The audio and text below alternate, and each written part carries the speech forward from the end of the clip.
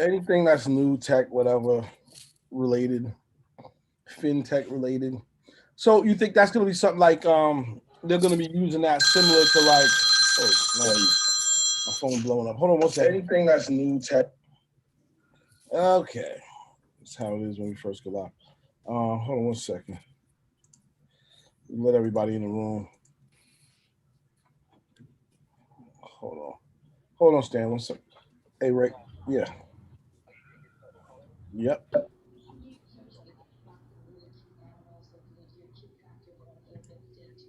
Just just text me. Okay, cool. Yep.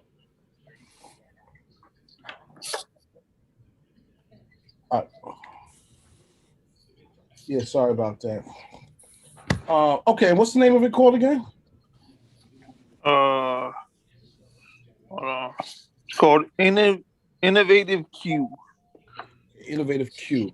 All right, so that's the lookout. I gotta look out for that. That's a put on right there. What's up, everybody else? I see everybody tapping in. What's up? Queen, how you doing? I'm good. How you doing? I'm chilling, man. How was the event on Friday? I couldn't make it. I had told Shirley. It was pretty good. Uh oh, that sounds like it was all right. It's okay. It's shoot. We all trying to make stuff happen. That's I all. didn't say anything. Yeah. I didn't say I'm anything. just I said it joking. was pretty good.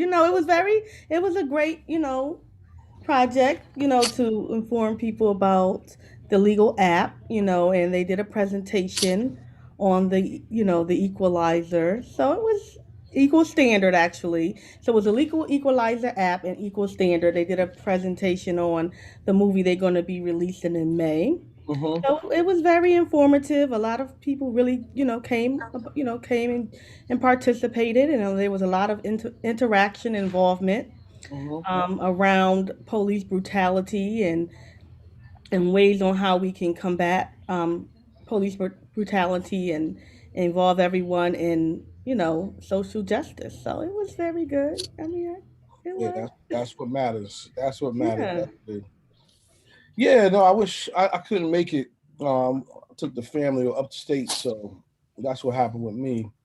But I had told her, that I was gonna be moving and grooving. So it is what it is. But I had a 5-hour birthday party when I got to Paradise. Get out of here. How was Yeah, that? it was good, but it'd be 5 hours. I'm sorry, I don't teach. I don't. That's a long time. So let me ask you, Connecticut is because I saw Summers. Connecticut like back fully open? No, we are progressively getting open. However, the restaurants are 100%, but we have to still remain 6 feet, and still, implement the 6 feet and the mask. So it's not really open. It's not all fully. We're not fully back open, but we can have events for 100 people. So Monday we had Monday night soul sessions with Kevin Powell in the band, and he had like a private event, so they could do that. That is they're able to do that. Is acceptable. So So like, what's the latest y'all staying open like? To now like, is it normal like 2 a.m.? no, it's till 11. So I had to leave. Like the party started around 6. No, actually, it was like 4 hours. It felt like that. The party was like at start at 5:30. So it was a surprise party. Mm-hmm. And I'm thinking, okay, they're gonna leave out the restaurant, around 8, because it was 60th birthday party. But they kept going till 11. See, my crowd, they like new music. So when you do a birthday party, you kind of have to, you have to play for them. I like being creative. I like to do what I want to do. Right.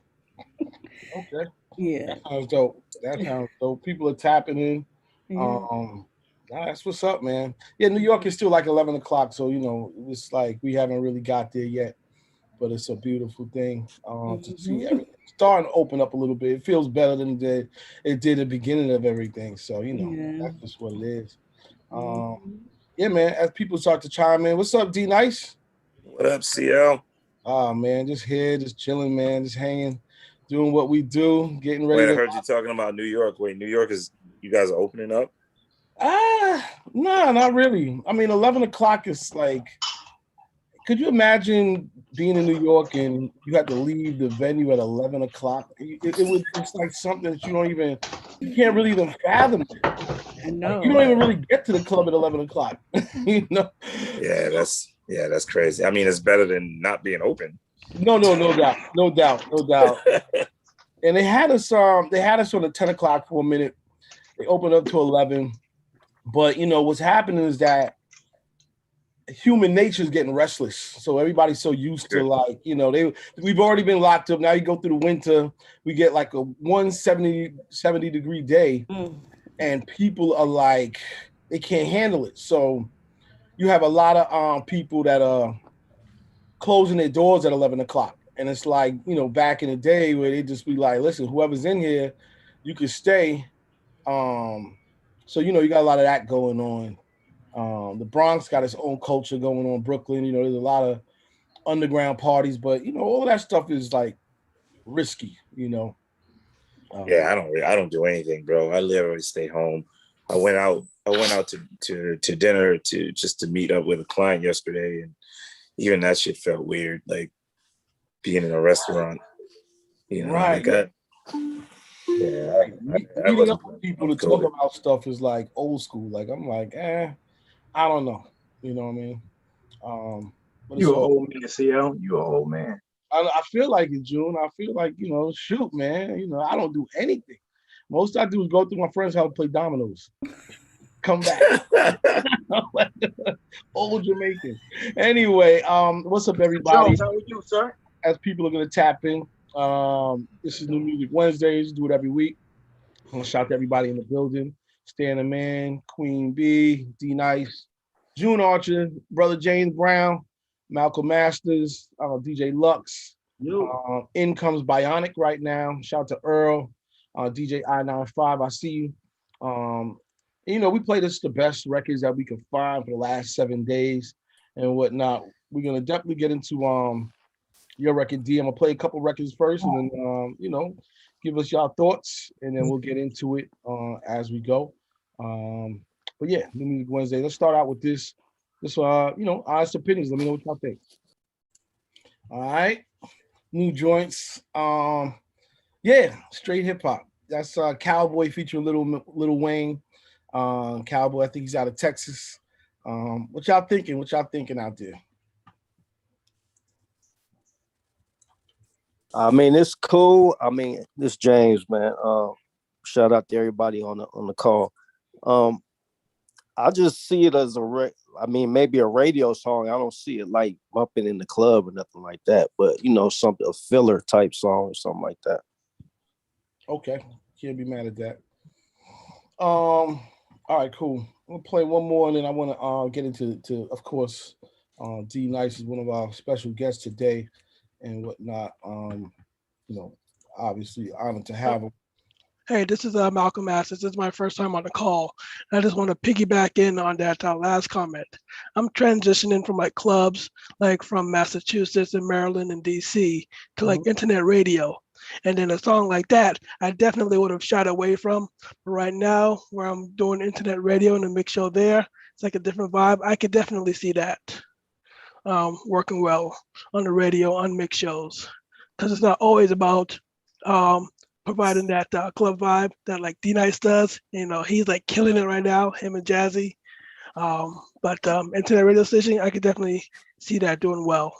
I feel like internet radio is like a place to break a lot of records that, because it's so weird. We have these formats now within, urban radio and hip hop radio. Like people are like, oh, well, that's a streaming song. I'm like, damn, that's a format. But internet radio gives people an opportunity, like for them to play your song. Might not be the biggest audience, but it is an audience. And then B, to actually do interviews that, like, besides the music, you get to know a person more in depth. So, when we talk about internet radio, I feel like it doesn't get enough credit. I'll say that, I agree. I think it's still transitioning. Like internet radio like I'll be real, I haven't listened to the radio in probably like 3 years, right? Damn, that's But bad. no, because everything I do is Spotify, new music, top world songs, top internet buzz songs. Like I'm searching and looking. You feel what I'm saying? I'm not listening to like the radio.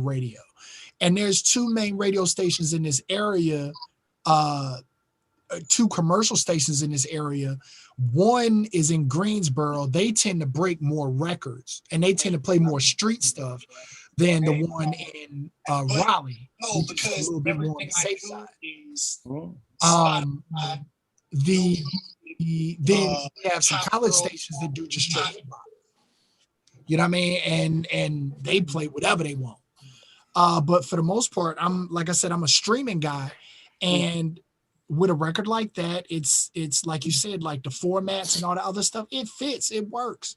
Like and to say, oh, it won't work in the club. I mean, there's different elements to the club. That's like you hear me say it all the time. That's an intro record. People coming in, getting their drinks. You run that record. You ain't got nothing to lose there. Right. You know what I mean? Like, or back in the day, a transition record, like, yo, I done made everybody sweat. Yo, we go calm it down real quick. Boom. Zack Snyder's Justice League is a DC dream come true. So let me we'll play this next one. Here we go. Wait a minute. Yeah. All right. You already know. All right, let me know your thoughts before I say who that is. Some of y'all probably already know. That's a club vibe. It was a cool record. Word. I-95, you real low. Turn my mic up. One, two. Turn my mic up right here. One, two. I'll sound now. A little better. You need more volume. Hello? You sound better there. You right there. That's a club song. In the beginning. That's a club song. This is a vibey joint. This is vibey, man. I like the outro as much as I like the end of the record as much as I like the whole record. It's real musical, melodic and stuff. If you don't know, that's Justin Bieber, Daniel Caesar, and Giveon, who's like on his way up in the R&B world. Been doing his thing actually, just now getting his credit, getting his love, and it's all good. But wanted to play some mix of joints sort of let people fill up in the room and whatnot. Was that a remix?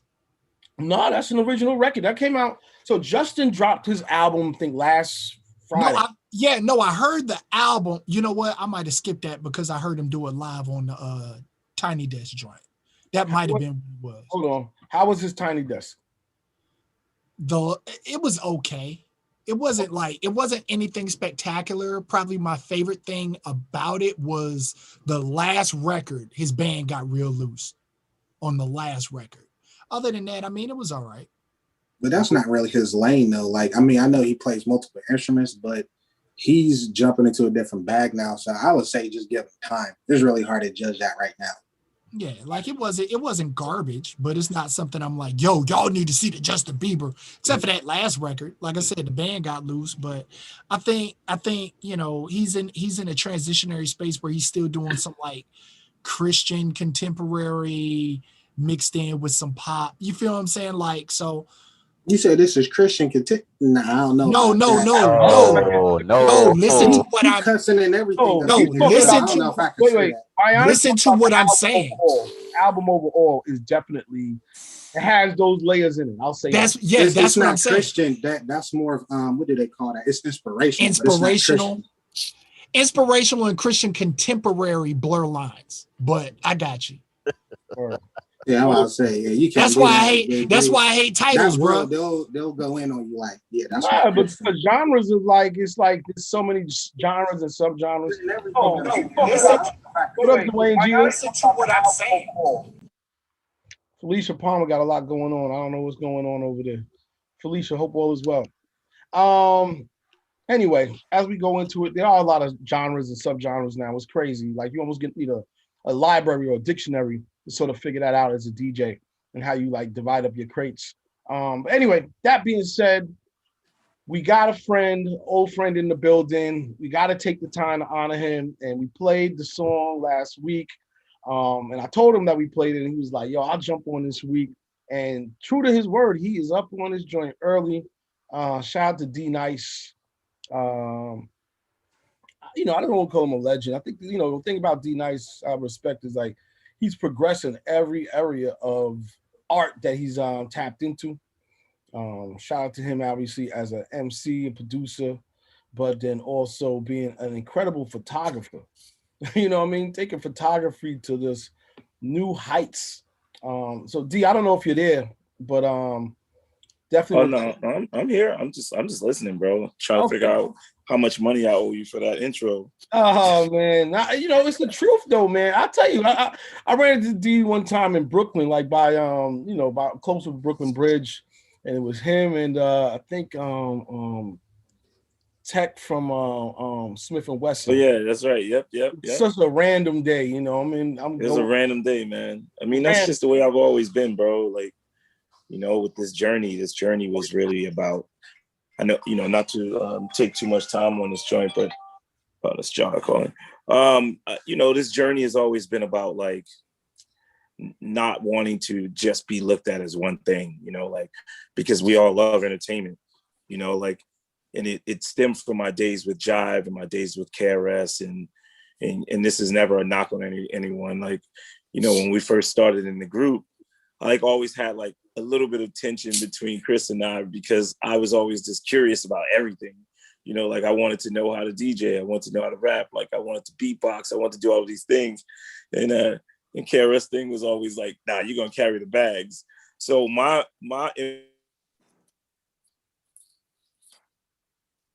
D, we lost you. Yo. D, we lost you. You must have got a phone call. He's in a high rise. We gotta get him some better internet and Wi-Fi. He's all the way up on the 100th floor. That's what it is, man. He's tapping into the Tesla satellite. He must have. Somebody Bitcoin. Their Bitcoin transaction didn't go through, and they shut down the main net. Yeah, the legend hit me up this morning. It was like, yo, they taking Tesla's taking Bitcoin for accepting the payment. I was like, yo, oh yeah, I saw that, bro. At a time, man. They announced that a couple weeks ago, but yeah, I just made it official. Yeah. Earl, what you say? Are you real low? They said Tesla's making $32 million a month off of Bitcoin alone. Bro, I can imagine because they're probably mining it at this point. Plus, they're like, buying a certain amount from their profits. And if anybody's smart, you're buying maybe $50 worth of Bitcoin a week. I don't care if it's $20 a week. If you can buy more, you buy more. All right, D, you back? All right. Well, D Nice is still out and about. Well, I want to ask him a lot of questions. I got questions, man, because you always people and you kick it, and back in my mind, I'm like, damn, how did you ever even hook up with KRS One and that whole story? And how'd you get into photography? Like that's the whole right. There's a lot of things because to become a photographer, but then to become like mainstream to the point where Rock Nation's like, we want to manage you as a photographer. I ain't never hear that before that, and then after it. It's just something that I've just never ever heard of. So I just got a lot of questions. I guess what I'll do in the meantime, let's play a record or two. Shout out to everybody who's tapping in. He just popped back in, I think. His video popped up. Okay. D, you back? All right, D, let me know when you're back, and then we'll get into it. And talk. All right, let's play. Let's just keep on playing some. All right, new music, Atlantic Records, trying to stay alive. This music game ain't easy, man. You gotta really, really, really stick with this shit. Shout out to Kivu Money, this new joint, new artist on Atlantic Records. All right, so I think we're back. Shout out to everybody in the building, and shout out to June Archer. See him in the suit doing his thing. Normal status for him. And D Nice, of course, we were in the middle of talking about the many hats you wear, literally. I know you rock the dope fedoras and everything, but artist-wise, it's just amazing to me that you have done so much on different levels. So I forgot what we were talking about, the fact that I saw you in Brooklyn, and then we were just talking about how that's just like your every day, and that you are in terms of like Boogie Down Productions, that was going to be my first question. You know, how did all of that sort of come together? How did you meet Chris? How did you get started? In the game as a artist. Uh-oh. Wait a minute. I think he's still having a problem. Okay, he's still having a problem. Okay. D-Nice experiencing some technical difficulties. He will be back. He's just trying to figure out. I think something's going on with his internet. So what I'm gonna keep doing is playing songs until he's ready. And man, he'll just tap in. He's just texting me, letting me know that. So, all right, cool. By the way, if you got anything new that you want to play, send it in, cl@digiwaxx.com. We'll just do it like that and keep it moving. All right, new shit. Real quick, what's y'all thoughts on that record? Real quick, I just wanted to get a quick temperature on it. Just a fun, goofy record, like dance to with your friends and whatever. I can see people in Atlanta like having fun with that one. TikTok. Yeah. TikTok. Facts. Shout out to TikTok. They're like the secret Twitch, all them. Yeah. No doubt about it. So that was actually what's his name? Fabo. Oh, it was him? Fabo's back. You know what I mean? James Brown, like he said, knocking song is comedy. No doubt, man. That is definitely him. Hey, real quick, what's the slang for jetpack? What does that mean? I was trying to figure it out. I got that just some weed. Ain't that weed? Hey, Dwayne, yeah, that sounds about right. Dwayne Jeter, what's on the jetpack? Allegedly.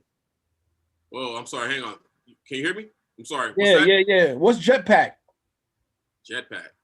Oh, isn't that from isn't that Serato app or Serato something on Serato? No, we talking about in that song.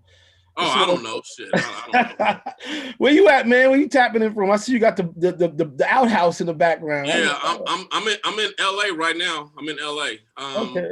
I just got back from Florida. I'm a AA umpire. So I just did some spring training down in Florida. Get the fuck out! You're a AA umpire. That is crazy, bro. It was hold crazy. on. Which games was you refereeing down there? You know the Yankees looking good. I did the Marlins. I did the Marlins. What they call it? The mixed team. The 7-inning game. Okay, nice. Yeah. Nice. Dang, man, that's crazy. That's cool. Shout out to that whole situation down there in Florida. But I got played though, so. Yeah. What you mean? What happened?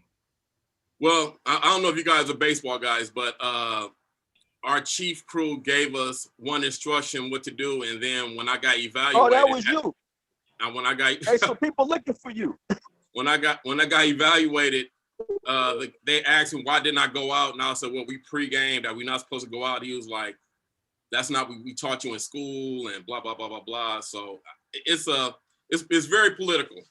It's very political. I just think I got set up to not try to get selected. So I'll probably be going back to AA. And but college season starting, so I'll still get some work. So but it looks like next year I'm gonna have to try and give it a shot. So you're talking about as an umpire? Yeah, as an umpire. And this was an opportunity to sort of level up to potentially do major leagues. Yeah, because we got 4 major league umpires that opted out, and we got 2 retiring. So there's 6 slots open. And as you know, there's no retirement age in MLB. You got 76-year-old guys still working. And so the turnover is not that great. You know what I'm saying? So, when the opportunity comes, you got to take advantage of it. And it's very rarely 6 open slots happens. And so, it is what it is. It's shit like Congress.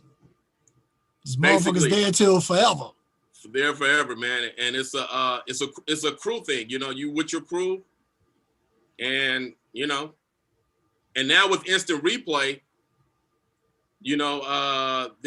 there's more help, so you won't get put on a hook for making bad calls. Nowadays, back in the day, they come out and argue, and you stuck with that call, but now. When a close play call, now they're just doing this. The coach is just doing this now. Call New York.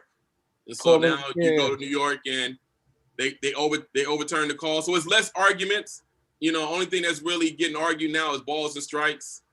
and all the close plays are getting reviewed now. Now, as a I'm sorry we got to go in this direction. No, it's all good. I'm an avid baseball fan, okay, and I've never met a before. That's crazy. Oh, that's what's up. Yeah. So damn, I got a couple questions. So one, you said crew. So do y'all just like the crews go to different games, or how does that whole work? First of all, they live the life. They everything is per diem. They get $232 a day for per diem, which is basically a salary. You know what I'm saying? They get $232 a day for per diem, hotels, flights, rides to the game. You know, they get everything. They get everything. Yeah. Damn. They get It starts off at $170,000 a year. That's what the first year guys come in getting. And then you got guys that's been there, like you got Joe West, you got a couple guys, Cousins, they've been there, they making like about $400,000 or $500,000 a year. And you know, and on top of that, you know, they're not on the hook for bad calls anymore, because normally you get graded, you know, on your calls, but now everything is overturned. But they did open up a couple positions for a booth up in New York for the replay booth guys. So those positions open up as well, but it's only four of those guys. But what happens is those guys that retire, they're going into the booth. And so there's really no opening. You know what I mean? Damn, man. That's crazy. Yeah, but it's a lot of fun, but it's a lot of politics. It's hard for brothers to get up in there just to keep it real, you know. Hopefully no other umpires get this video out. You're really not supposed to say that, but you know, it's just hard for us. You know, you don't see too many of us in there. And then you DJ as well. Yeah, DJ as well. I have me and TK Carter. I don't know if you guys remember TK Carter, the actor. Yeah. Yeah. We're doing a podcast together, coming out in June. Wow. So yeah, and he you know, he got over his shortcomings, and he's going to get back on the road doing comedy again. So that's real cool. I've known him for like about 15 years. And so, you know, so we're doing that. So, you know, I just got my hands in the pot, you know what I'm saying? So. All right, last question for the record, right? Most of these, I don't want to say spring trainings, most of them happen in Florida, but what other cities are they going down? Most of them are in Arizona, Florida, okay, some in Texas, but the main ones are in Arizona and in Florida. Yeah, Scottsdale and all that. Yep. Yeah. Oh yeah. That's where most of the umpires live. Most of them live out there. You know, because because Arizona really never closed down, and so you know, the Dodgers moved from Florida to Scottsdale. Wow. Yeah. So you know, that's where they are. So I think I'm done. I just got my college schedule. I just got my A schedule. So I'm in the Pac-12. So you know that's pretty cool. You know, you make pretty good money, but it's not like the MLB money and that per diem.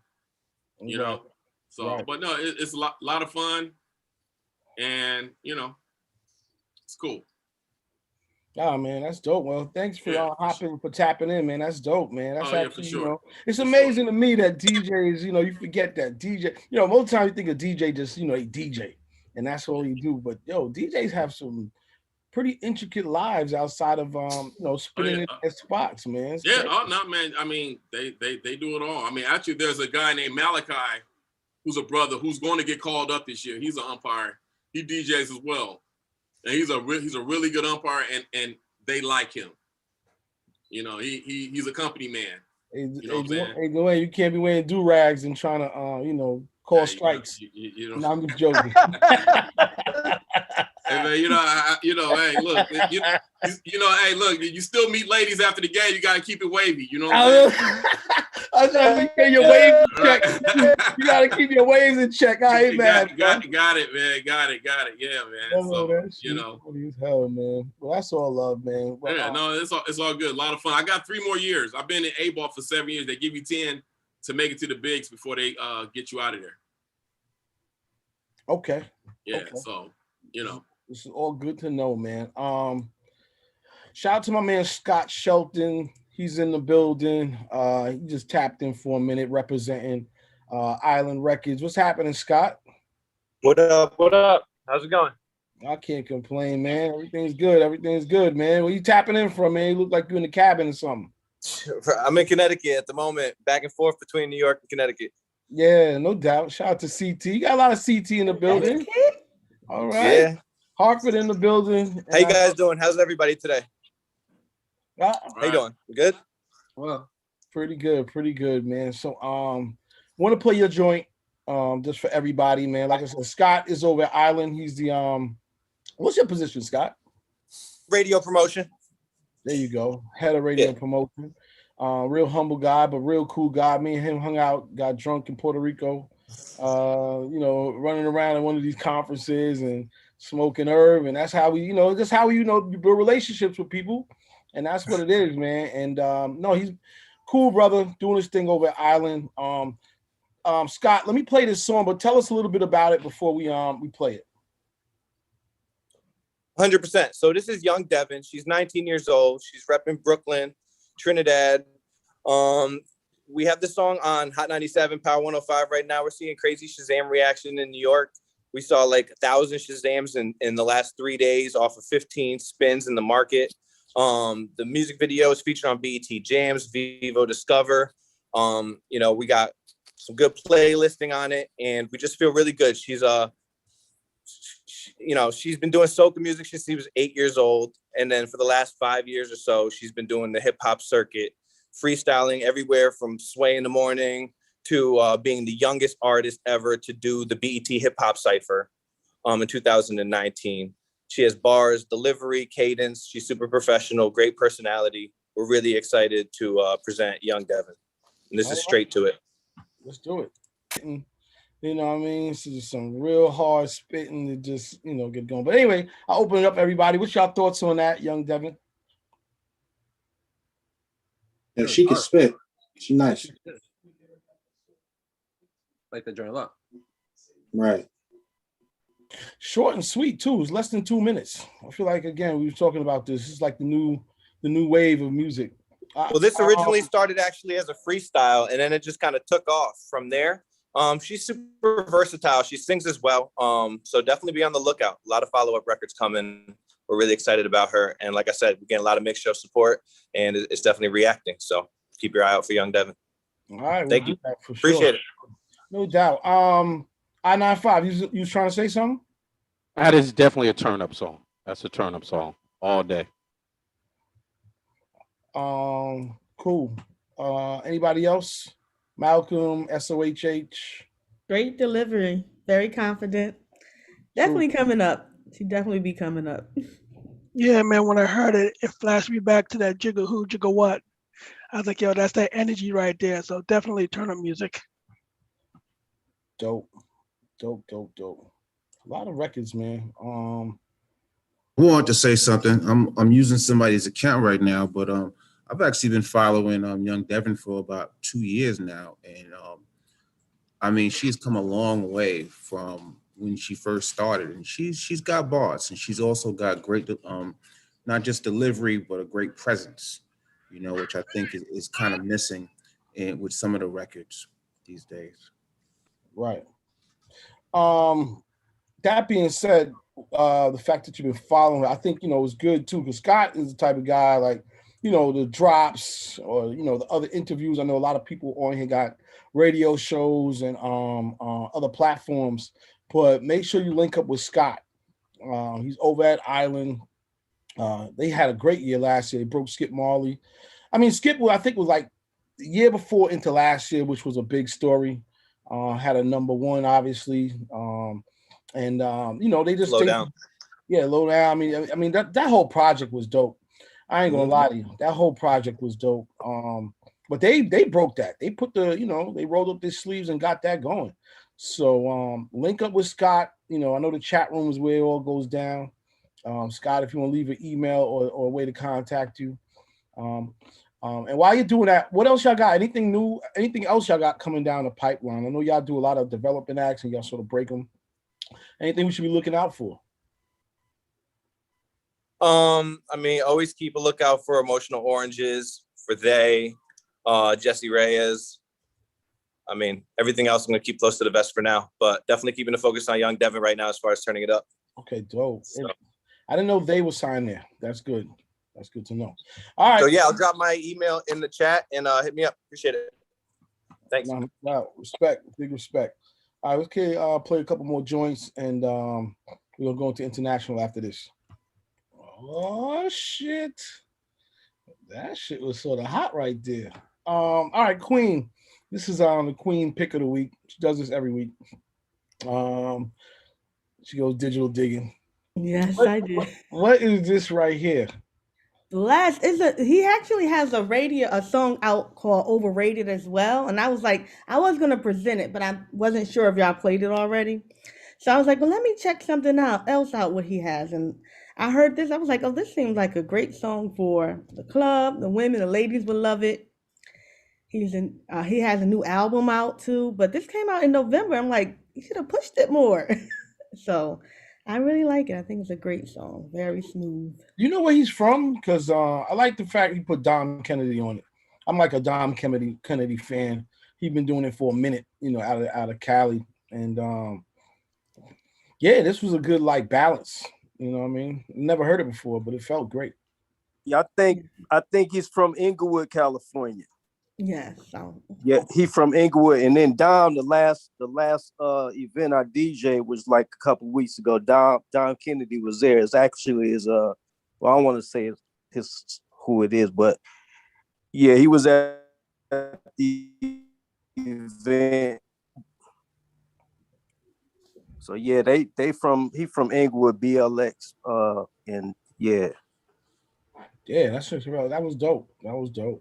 Yeah, I got a question about that joint. Go ahead. So would that be classified as melodic rap, or would that be R&B? When the Grammys come back around next year, R&B record. I say R&B. But because again, I'm trying to figure out where the line is drawn between R&B and melodic rap. So Ty Dolla $ign. What do you consider Ty Dolla $ign? Ty Dolla $ign for me. Well, see, first off, I'm just trying to get an understanding. I don't know what the definition is, so I can't tell you what I consider him as if I don't know what the definition of melodic rap is. Well, let's see. Even if you didn't have a definition for melodic rap, is he an R&B artist or is he more rap for you? For me, Ty has always been a R&B dude. I look at Ty the same way I look at T-Pain. But we all know T-Pain was a rapper first. But I look at Ty the same way I look at T-Pain, and I look at them as R&B guys. He could rap as well, though. I mean, he had the Call Tyrone joint. Oh no, I know they can rap. That's what I'm saying. I'm not disputing that, but I'm saying I look at them as R&B guys that can rap versus rappers that melodically do stuff. I don't look at Drake as an R&B singer. I look at Drake as a melodic rapper. At times, you mean?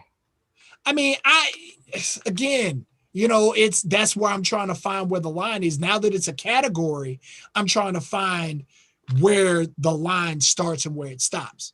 But would you still consider him a melodic rapper similar to an NBA Youngboy or Young and Ace or something like that? I would. But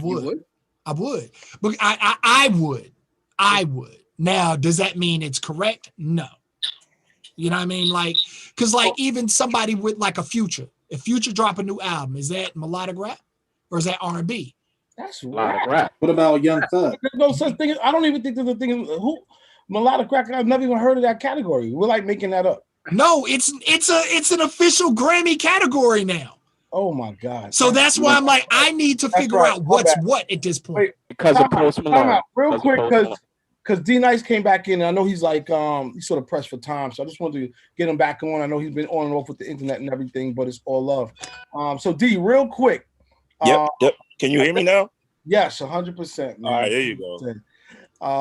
Yeah, I don't even remember. We were just talking about all types of stuff, but I was going into the fact that I was just so impressed by the fact that every category of art you've been in, you've been able to excel in, right? So you were you were sort of talking about the fact that KRS always wants to keep you in a box and whatnot. And my question was, how did you connect with that whole movement? Of KRS? Yeah, the beginning. Oh yeah. I connected with KRS. So when I was younger, I was like, wait. I'm so sorry. Let me ask the proper question. I guess the real question is, how did you start out in music? Because that's the true question. I don't know if KRS was first. I don't know if you were DJing or making beats somewhere else. Like, how did it all begin for D-Nice? So like when I was like 14, 15 years old, I used to write songs, and like any kid that was my age, I wanted to be like on some R&B, New Edition, but I wasn't a singer. I just wanted to be a songwriter. My cousin was a security guard at the shelter where KRS-One lived, and Scott LaRock worked as a social worker. And like Just Ice lived there. Like, so I told Dave Chappelle this story, and he was like, yo, this is the craziest shit. So what happened was this, like, I also love to cook. So, my cousin asked me to cook him some food. So obviously back then there were no Ubers, I didn't have money for like taxis. And where he worked was literally, I lived by Yankee Stadium in the Bronx, but he worked all the way on the east side. You know what I mean? So I cooked food for him and walked to the shelter. And then he was like, yo, I want to introduce you to someone. And then he introduced me to Scott. Now, when I told Dave this story, he was like, yo, did you hear yourself? He was like, yo, you walk 3 miles with food to feed your future. And that's literally that's how that worked out. It was like, I never auditioned for anything. I wasn't trying to be in the group. So a lot of the initial, like the early tension that happened was really because Scott met me and was like, yo, you're going to be down with the group. And he never really asked KRS. You know what I mean? Like, so Chris was always like, nah, you were down with Scott. Like it was always that. So I always felt like I had to prove myself to KRS. But as an adult now, I kind of understand. It's like, yo, how do you put this kid down with the group like that without like really consulting with me? But it was something that Scott felt. And, I'm grateful for it, and because of Scott taught me how to DJ. He taught me how to produce records. So like the records that I actually personally worked on for BDP that I never received credit for, well, I wouldn't say I produced South Bronx. I worked on it with Scott, because he was teaching me how to program and everything with that record. And it was just he and I in the studio, a 16-track studio in someone's apartment when we initially started working on that. But the records that I worked on was like I'm Still Number One, like My Philosophy is my track, Jack of Spades is my track. Like a few other joints on there on the albums I mixed. Why Is That? That was on the Ghetto Music album. Hold up, bro. People's eyes are lighting up. I don't think a lot of people notice, man. Nah, because I was young. I was a kid, you know what I'm saying? Like, and I didn't know anything about production. Like, and one day KRS, I went to see like one of his shows. This was about 4 or 5 years ago. And he started naming all the records. He's like, yo, D-Nice did this. Like a lot of people thought Self-Destruction was like my entry into producing, but it wasn't. Like I was already working on stuff for BDP. That was just a record that I produced that I finally got co-production credit on. But everyone knew that I actually produced it, but I'm forever grateful for every opportunity I had to work with KRS and to work with Scott and to be part of such a, an amazing group. But then, had I not gone through those experiences of like constantly trying to prove myself, I could potentially be, and no knock on any old school anything. I'm old school and I love my culture and I love where I'm from. But I also love the fact that I'm not knocking on someone's door trying to give a demo, like, and hope that I just went and just started doing my own thing. And it was out of necessity, to be honest with you, because a lot of hip hop DJs weren't feeling the idea. Like when I returned as a DJ, but I was already a DJ. But when I returned as a DJ, as a club kind of DJ, most DJs weren't really rocking with me. And I had to start from the bottom. That's why I always laugh when I hear these stories of like, oh, well, he's only able to do this because he's D-Nice. Like, nah, like I was making $100 a night as a DJ after I had records out. And I had to DJ from 10 p.m. until 4:30 in the morning by myself, make for $100 with my ego but that's the only way that I was able to get on, you know. But and I started my thing from the bottom, man, and you know, it's been truly like this fun journey, and I have no regrets. I love the journey that I've been on, you know, from starting out as a DJ, you know, beatboxer dude, to having my producing career and working on, you know, the Self-Destructions and the KRS records and Queen Latifah record, Evil That Men Do, like on her second album. Like I did that track, you know what I'm saying? Like I was doing those records and wasn't getting any credit, you know, but then I dropped my own music and left the business for 10 years because I hated the record companies and I didn't like the way I was being treated, and music started changing and I couldn't really change with it because it wouldn't have been, you know, authentic, you know, like I'm not carrying guns. I'm not, you know what I'm saying? Like that just wasn't me. So, you know, to leave the business, and I wouldn't even say leave the business. I was kind of like pushed out of the business with the record company, with Jive, you know, and to come back years later as a web developer where I built websites for everyone. You know, I built the Diary of Alicia Keys website. Like I coded that, me and two of my other friends. Like I built, you know, I was doing online marketing for G Unit. That's how I actually came back on the scene before DJing. I was building websites for everybody, you know, so like a lot of those sites, you know, from Luther to Boys to Men to Annie Lennox, you know, I was building all of those sites. That's how I made money to like buy nice cameras. And I started DJing at the same time, and then DJing was just like, I just felt something about it that was a little different for me. And I fell in love with DJing, and yeah, I started my grind all over again. Like I said, doing those gigs for $100, man. And yeah, grinded it out. You know, when hip hop DJs wouldn't let me in, I went the other route. I went the mainstream, the pop route, you know, because those dudes were just looking for someone to play rock and roll. And this was when open format was really starting to like pop like that. So I was kind of early in on open format joints. And then I came around back on the urban side. But hip hop and soul is always what I want to play as a DJ, man. And like having that opportunity to do so now because of obviously what happened with me and social media, even though I was doing tons of gigs before that, but they were mainly private events. And then if I played in Vegas, I would play it like, you know, at Marquee, or not even like the main. I think like my last residency was at Heart of Omnia. So I was playing like the hip hop room, but I still didn't love all of that. You know, like I felt like hip hop DJs, we should be on the main stage. It's our music. It's our music. And not having that opportunity to do it on those main stages back then was kind of frustrating. And I went my own route, which was mainly the private event route, and killed on the private event route, obviously, until this thing happened.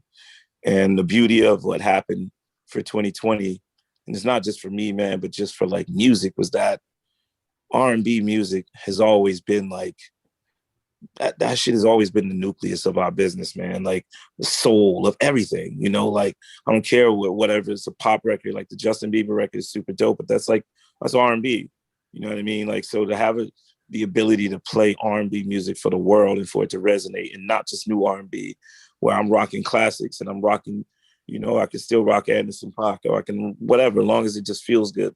I've been able to do that, and it led me up into this point of like finally working on music as a DJ, not as a rapper. Like I'm not rapping on this project at all, strictly music with featuring other artists. And I'm just really excited about being in this space right now, finally. Yeah, I'm so flabbergasted right now, man, because there's so much unexplainable dopeness that you just said. That again, you know, I had personally no idea that you were into coding, and that you had did all of those things that you've done, and that you have made all of those you know, reinventions of yourself. Like that's one of the hardest things to do, because many times people sort of get into a space where they feel like, I did this is what I was successful at, this is what I'm good at, I'm having a tough time with it, and they sort of don't know how to like step back and start all over. So the fact that you did that, I'm very impressed, man, beyond impressed. I mean, I'm sure a lot of people got a lot of questions. Being that we were just talking about the R&B and the soul of where your energy comes from in terms of like musically, I want to play the single, man. I want to play the single. I want to let everybody hear it, and let's go from there. I think that's where we need to be because that was just awesome. So let's just and I'll tell you the story behind the single too, man. Before you drop it, like for a long time, man, I tried to get artists to give me a shot on the music side to like make records. Like I always felt like in order to get to that next level as a DJ, I needed music out. The same way Khaled has music out, or the same way, David Guetta has music out, or Calvin Harris and these cats. But they were all using like R&B singers. And a lot of the singers, when I would ask if they would do songs with me, a lot of singers weren't really interested in that. And it's no knock on anyone, man. I get it. Like I was unproven in that space. I was mainly doing private events, and they didn't know me as that type of DJ that was like able to break new records or whatever. They didn't know me as that DJ. And I respect that. Like I was a little frustrated, but I get it. You got to protect your brand. You know what I mean? But the one person that actually said, yo, I'll rock with you, it was Neo. And this was like 8 or 9 years ago. I just didn't have any music for him, but Neo was just like, no, I'll rock with you. Like, let's do it. So when this song came about, this song is, the original track was done by Kent Jones. And then, we just kind of went in and kind of co-produced it and switched it up a bit, blah, blah, blah. But I didn't know my buddy Jaha, who, works at Hicko, had even reached out to Neo. Like, I didn't even know it at all. It was just like, we had the song and I was like, all right, my idea, it would be like Neo or maybe Anderson or something like that, because it was the vibe. It was the way that I like to play music in terms of like, I like those types of drum sounds and I like music, like I want to feel something. I want to feel like summertime, but I also wanted it to feel like my current sets when I play my virtual club quarantine sets. I wanted it to feel like those records. So I had no idea Neo even jumped on it. One day I was just with Ja and he was like, yo, got something for you. Then he played it and I listened to it and I was like, holy shit, like, yo, Neo actually did a song with me. And that was just like super powerful moment, because it was, out of all of the people, for him to be the first person to jump on this project has been dope. Now there's others that are on this project since, like big names and like new artists, older artists. Like it's super dope, man. I can't wait to like make the announcement. But I love the fact that it's Neo. I love the fact that Neo went 100% in, like helping me support it. Like no ego. We just shot the video on Thursday. So they're editing that now. And it's just like, yo, I feel like I just want to continue to be like a source of inspiration for other Black DJs, other hip hop DJs, to, so people know we are creative and that we should be putting these records out, like we should have a shot to do this, and I just want to continue being that source of inspiration, bro. Damn, that was great, man. It's so crazy. Can we talk about Break the DJ? That's our like motto now. Shout out to Djservicepack for that. And this is what it is. We are helping break more DJs. So happy you're speaking to production Black DJs. We don't get the credit. But we're not going to go there. Let's play the record and then we can come back if you got time. Yeah. Flavor. It's the time, man. That's that like spring, new energy. That's gonna be all summer, man. That's good. That's good money. Man. Appreciate it, bro. Yeah, that's really what I wanted, man. I wanted something that felt just like summertime. It felt like we want to get out and dance. We've been stuck at home for a year. Yeah, right on it, man. Shout out to everybody in the chat. They going crazy. A lot of cats want to spin at the skating rink. This might be a skating rink smash. Hey, C, can I say what I said last week? Go ahead. Bruh, when I heard this joint, I was like, yo, this is like a driving version of Heartbreak Hotel. Oh, wow. That's what's up, man. Like, I was like, yo, this is Heartbreak Hotel, bro. Like, and watch 9-5 do that blend next week.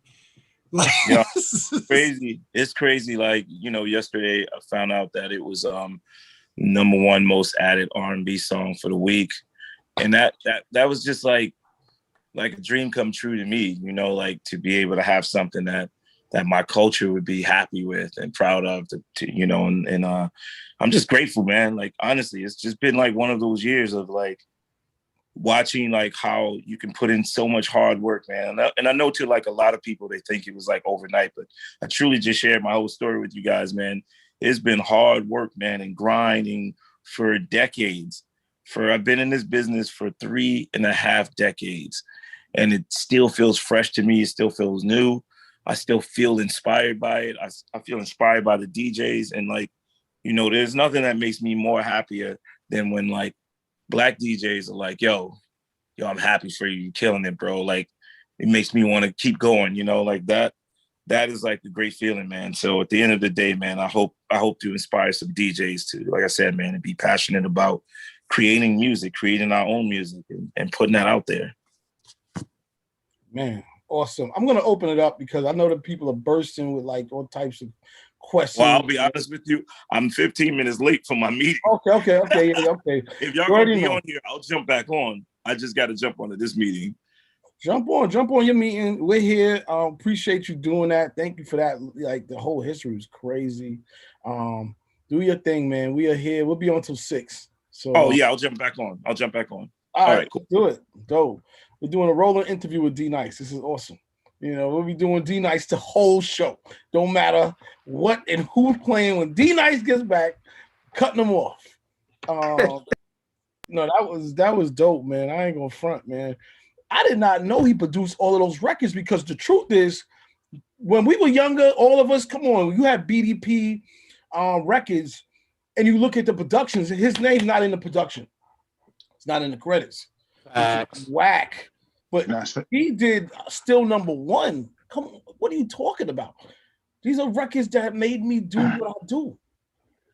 Anyway, I can get into it all crazy, man. I'm very that was really crazy just now. That's all I got to say. Anyway, what's up, everybody? Everybody good? Good. Yeah. Yeah, pretty different. Definitely different. Man, I first met D-Nice, man. There was a show I hear my sister was working on in LA called The Party Machine. That show was produced by Arsenio Hall. It used to come on. It was hosted by Nia Peoples. Him and Nia Peoples were dating each other, and D-Nice was like one of the first guests they had on there. Man, he was real. I mean, he sounds the same back then as he sounds now. It sounded like he was a real cool dude. He kind of hung out with all the people that was at the Party Machine. And then I met him maybe like 10 years ago at a BET party out here in downtown LA. Same guy. It's real cool. He just, there's nothing fake about him. I mean, a lot of these guys are phony, but he always just been a soft-spoken, humble guy. He's just real cool dude. Yeah, man, that's what's up. That's what's up, man. I think, you know, the message he said in that was really important in that, yo, all y'all are just dope, right? Y'all are spinning, y'all are inspiring people through music on a daily basis through either DJing or through talking or through posting. Like, DJs, yo, you inspire. Breaking music is like a word, but inspiration is what it is, right? You really make people stick to something, and it gives them a euphoric feeling that they don't forget, right? And that's forever. Like, you remember these moments that you just had a great time. And normally it's with the music and somebody was actually setting that stage for you. But the next level of that, which I loved what he said, was in terms of like really being able to just take it to the next level. And I know we spoke about this before, but to produce music from your point of view and to put that out there it really has nowhere else to go for the culture, in my opinion. Now it is about breaking the DJ. It really is about the DJ becoming the superstar again. And I know it's like that in EDM music, but we're talking these genres. There's another genre that's coming. And it's going to be urban DJ music. It's going to be something along those lines where it's because, you know, the thing about DJs is there's no line. It's all gray. You can do whatever you want. Yo, you don't got to fall into nothing. Go ahead. Shout out to K Tronada, you know what I'm saying? Being a DJ and like him repping for Sango and Masego and all of those like SoundCloud guys. You know what I'm saying? Like he's a Grammy winner now. With like Yep, got that Grammy. like Best House album, which is, you know, obviously historically a black art form, but you know, there's definitely been like a growth process. So I feel like that sound is I guess being reestablished. It obviously it shouldn't have gone anywhere. But yeah, I do believe it's being taken more seriously as it should have been the whole time. Yeah, man.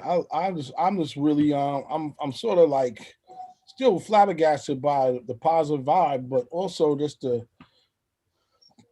down to earth, straight up information that he just was kicking. Because you know, my thing is, I want to see the whole culture just rise like it's supposed to. You know what I mean? A lot of time, I feel like, you know, we're somewhat content, and sometimes we get frustrated because we feel like we're not getting our just due. But if you take all of that frustration, you take all of that content, anger, whatever, and you aim it into creation, something's gonna come out of that junk. You know, maybe the first one isn't it. Maybe it's just okay, but yo, just like everything else, man, like going to the gym, the more you do it, the more chisel you get. Go. Yo. Yo, what's up? What up? Who that? What up, champ? This Leaky Bands. Oh, what's happening, bro? Guess you jumped on early. I ain't mad at you. Man. Yes, sir. Okay. I had just got the link over and stuff. Oh, okay. You jumped on early, man. We're gonna play a Snoop record and then, you know, we're gonna get into you. Let's get it. Snoop the OG. All right, fuck it. Let's play the Snoop, and we're gonna get into Leaky Bands. That's what's up, man. Shout out to Asylum Records in the building. Shout out to all of the dope independent artists. We was really just talking about the DJs, so you jumped in at a good time because, yes, sir. You know, we were just going into it. D Nice was just on here. Yeah, it's all good. Y'all DJs been holding it down during this pandemic. Appreciate all DJs like y'all, man. It's definitely. Yeah, man. So all right, let's play this record, and then we're gonna get into Leaky Bands doing his thing, and that's what it is. Let's get it.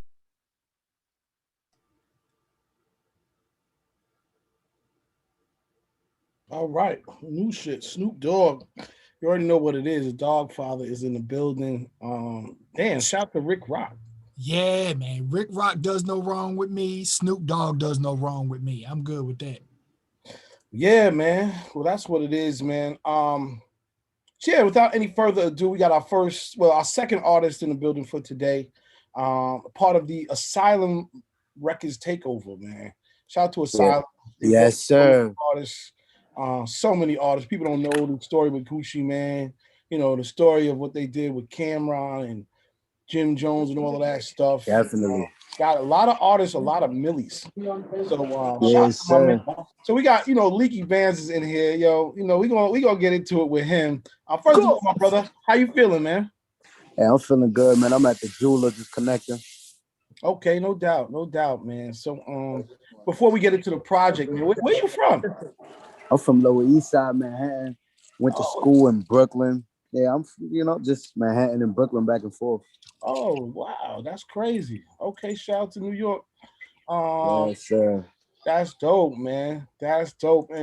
And before we talk about the Life After Future album, let's just get a little background how you got into the game, man. Like, how did you start out, man? You know, what got you into rap? So really, I was like playing around with rap, but I really started taking it serious when I seen Dame Dash and Kanye West, Cameron. There was a few. Murder Mook. Shout out to Murder Mook. He a real one. They was actually filming a movie in my neighborhood, and I had just wanted to get in. I was like, "What? Nah, y'all shooting a movie, man. Y'all can't be shooting without me, man. I'm just, you know, the hottest thing." So I just like basically pulled up. I'm like, "Nah, man, I rap. Like, let me get in the movie." They let me get in the movie, and then it was just, we just started working. I just started connecting more from there, and I just started taking everything more serious. No, that's dope, man. That's dope. Yes, sir. You know, we're gonna play the single now. Well, actually, you got a whole project out, which I think is even doper. But I do want to start out with first. Yes, sir. Yeah, man. You want to talk a little bit about the record? I'm waiting on a bracelet and the Cuban link. Yeah, we could talk about So tell us a little bit about where I was actually in the studio recording with Money Ma. We was both trying to like figure out what we was gonna do, like just off rip, like yo, dang, he needed beats, I needed beats. I think we actually both needed some weed to smoke too. So we was just like, yo, what we gonna do? Like, what's up? We just started to connect more. And then my people introduced me to his people. His people just started connecting with me. And then we just made history from there on in that studio. And Smash Bros played the beat. They did the beat. They did the production on it. It went crazy. Once they played the beat from there, I just was like freestyling. I'm like, yo, you fuck with this Money Ma? And then from there, he was like, we was just rocking with it. Oh, that's dope, man. That's dope. I like your vibe, bro. My man's up in the spot getting some Cuban links, you know what I mean? Yeah, you know, keep it light gold. You know what I mean? Burning herb, doing his thing, you know, that's what it is. You know what I mean? Yes, sir. You know, get into it, staying out the way. Get Inspire and motivate. That's what I'm talking about. That's what I'm talking about. All right, let's play the first record. And yeah, let's get into that. Let's do it. Let's do it, man. Shout out to Q. He's on too. Word up. Flavor. That's what I'm talking about. You know what I mean? Keeping the shit going. Shout out to DJ Commando in the building. I see you. All right. That's what it is. I like the record. I ain't gonna lie. Shout out to my man Rick, who's also here from Asylum. Yes, sir. Earlier we was vibing on everything, man. You know, both of the artists, man, both of y'all, everybody got good music coming out of Asylum. And I like the grind, the way y'all doing it, because it's a genuine grind. Meaning, like, you know, it's not a whole bunch of let me just spend money and that and all of that nonsense. This is like one on one. You want to put the pendant on and do it? And what y'all doing now is important. Just connecting with, you know, the DJs that are here and on other calls. So appreciate you taking the time. But I wanted to play the other song is Promises that I like. And that's my favorite. Yeah, so talk about Promises as well, man, because I like the you know, the what I like about it for me is that it just shows the diversity of your talent. So that's really what I was like trying to showcase on there. Like even with the whole Life After Future project, I just, you know, we wanted to showcase the creativity, versatility, and just, you know, give some good, great quality music at the same time. Got you. So you know, with Promises, I just was like, it actually was one of the last records. I did it in, I think, Miami or Atlanta, and it was one of the last records. I was just like, I'm missing something on this project. So I just was like, let me go into the studio. We went into the studio. I was going through a few beats. And when I heard the Promise beat, the Promise record, I was like, nah, I gotta speak right on here. You know, I gotta make sure this comes out correct. No doubt about it. All right, let's get into that. And then we're gonna come back and open it up a little bit and ask some questions from the DJs and everybody on the call. Big money. Nah, that's what's up, man. Dope. That's what I'm talking about. Shout out to the chat is on fire, yo. You got a lot of good comments on this chat. I ain't gonna lie. You got to come off mute. You got to come off mute. Damn. I ain't even. Yeah, you hit me. I was looking at the comments. I'm like, yes, sir. I didn't even know Zoom let you comment now. let me tell you something. You know what I love about the comments? This is where the truth is at. You know what I mean? We be, you know, the truth is in the vibe when we, you know, people really vibe on the record. For real. But the truth is in the comments. When people take time, like, yo, I like this. Y'all gonna have to make this the main single. I'm gonna tell y'all right now. Yes, sir. Yes, sir. Hey, Rick, let me know who we got to go up there and shake up with the budget and tell them we got to do it too. Let me know. Yeah, man. Let him know. I let him know. We got to do it too. Yeah, man. Let me see. So James Brown said, "Knocking California Freeway Riding." Commando said, "This is a nice track right here. I like this one." They might have to bump me. They be trying to sleep on me. They tell them niggas to bump somebody, man. Listen, Commando Diddy said, tell them bump somebody. Commando said, "Beat is knocking." Malcolm Maxson said the track is fire. Everybody just talking. Queen, dope radio club online and more. And the Champagne Legend said that's his single. Yes, sir. Appreciate that. Somebody said, "Yo, did you tell us to add the Cash App?" Yeah, put the Cash App up We got to make Cash App at Lucy Future. Yes, sir. Club banger. All right, I'm gonna open it up, everybody. You on with Leaky Bands? Representing New York South. We got Lower East LES in the building. Yes, sir. Lower East Side. Anybody got something they want to say? Any questions, please, man? He said, "Tell Wayno to push that record." Yeah, Wayno in Atlantic playing. Whole asylum playing. Right. Yes, sir. Life After Future out now. We did 8.1 million streams first week. Quiet as kept. Dope right there. Quiet as kept.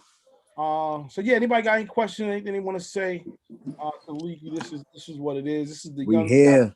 We might not see him next year. He's gonna forget about us, yo. But you know, Nah. I'm always come through check y'all, man. Always gotta show love to the DJs. Yeah, that's real talk, man. That's legendary. You know, you more important than me, for real. Wow, that's crazy. He said that. My question is like, you know, these artists don't be knowing. That's why. That's crazy. He said that. I know.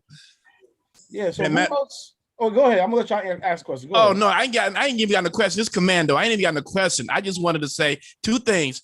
First off, man, I'm glad that you said that because a lot of artists do not recognize that the DJ is important. The DJ is very important because especially if you got a hit like you just played me, like we just heard right here. Man, I'm definitely be one of those ones that'd be like, all right, you know what? Let's get this out to the masses. I'm on radio. Let's do this. So salute to you in that record, man. And yeah, I agree with my man, Champagne. This is your single, dog. What do we need to do to tell your label? Be like, yo, push this record. This record needs to be right. This record needs to be out here. Like I'm talking about, you need to put the promotional team behind this record, right? So yeah, salute to that, man. It's Commando. Iowa, baby. Let's go. Ain't Wayno the VP over there at the label? Man, I don't know what it is. I don't know who it is, but they need to quit playing. Yeah, I think he is. I thought he got. They got me ready to drop the bag myself. Hey, so let me ask you this last question. You Knicks and Nets, what's going on over there? Oh, that's hard to choose. I'm a Nets guy though. I gotta move in on them. I gotta move in on them. You know what? I was a big Knicks fan until the Nets just pulled that sneaky thing they just pulled. Oh my they pulled something real smooth. I can't believe you bounced on us like that. Oh, they real smooth. I had to get up out of there. It's all good. Feeling away right now. I ain't gonna lie. I had to get up out of there. Oh man, I ain't mad. I can't go down when they go down. I can't. You ain't sticking with the ship. You out? Okay. I ain't sticking with it. I ain't mad at you, bro. I ain't mad at you. I always ask these type of questions, man. You know, like, yeah, definitely. I'm gotta see. Man. Yeah, man. So all right. So who else you want to work with in the future, man? Because you know, obviously this is gonna get bright and whatnot. Who's on the horizon for you? Well, really, besides like new artists like Polo G, J out of Prince of New York, I'm wanting to go up there. Like I'm wanting to go, work with the greats. Good. Yeah. And then there's this artist, Rock Marciano, Westside Guns, like that. I wanna step into that field next. Oh man, those are people, man. We gotta connect you with all that. Yeah, we need some more love for the hip hop culture, the hip hop community. I feel like so. I definitely want to step into there. I love that, man. That's what's up, man. That's what's up, man. Good vibes, man. If you don't know, we on Leaky Bands representing himself, but also representing Asylum Records. Anybody got any other questions? Anything else they want to say? I know a lot of people probably want drops, and I know a lot of people want that record. Yes, sir. Yeah, what's contact information? You got what? Email or your IG? Can you throw it in? Yeah, we got Instagram at Lil Italy _. You can add me on Twitter at Leaky Bands. You got me on Snapchat at Leaky Bands, Lil Italy. We everywhere really with it. Everywhere. Hey, bet. I got a question. This is Malcolm Masters. So in getting like new music and your records put out, I heard one of the reps on here earlier from Island Records. He was like, yo, we got a new track. It had this many Shazams. It had this many like tags. What helps you get like your record out there? Like, what do you like to see just so that your record is popping?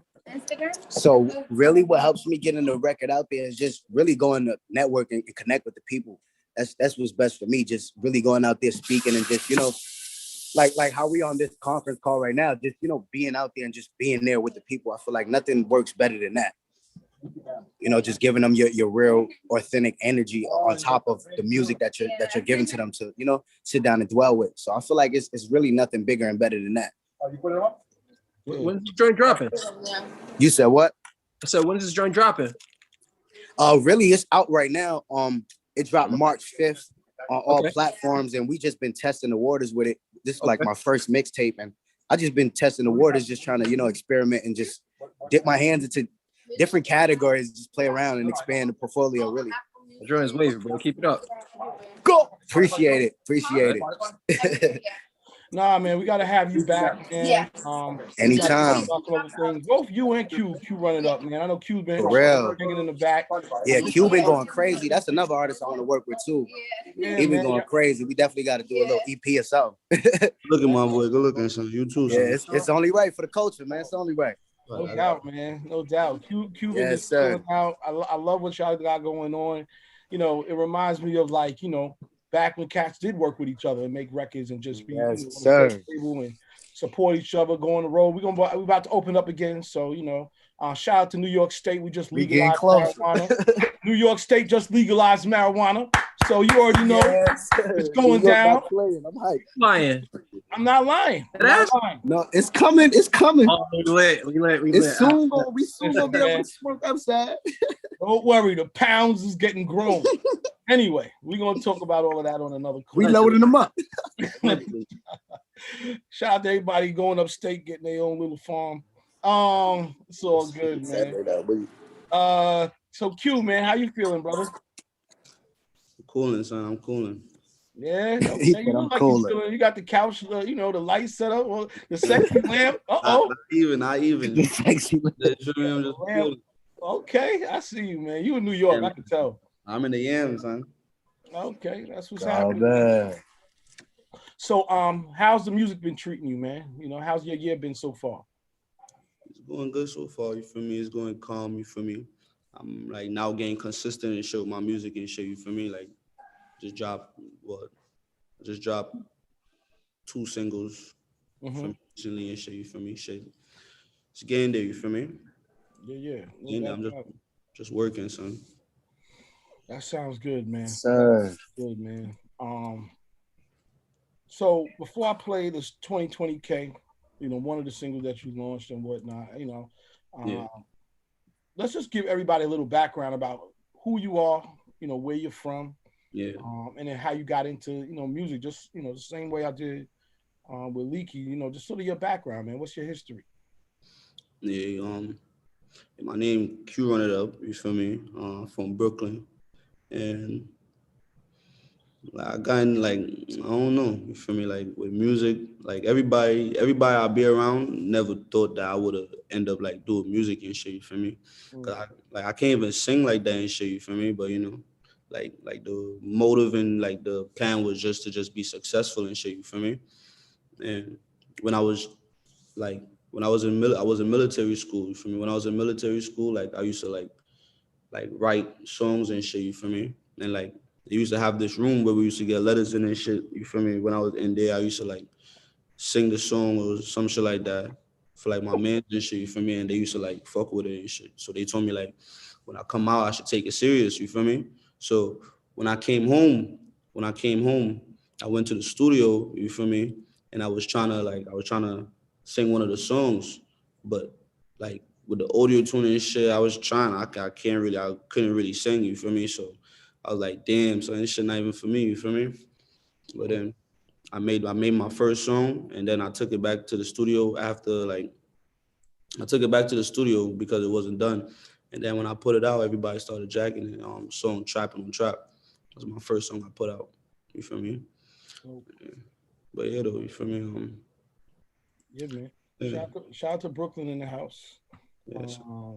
Let's play 2020K, and then we're gonna get back into another record and talk a little bit. You already know. Fire. What was the inspiration behind all of that, man? How, I actually made that song before the pandemic. You feel me?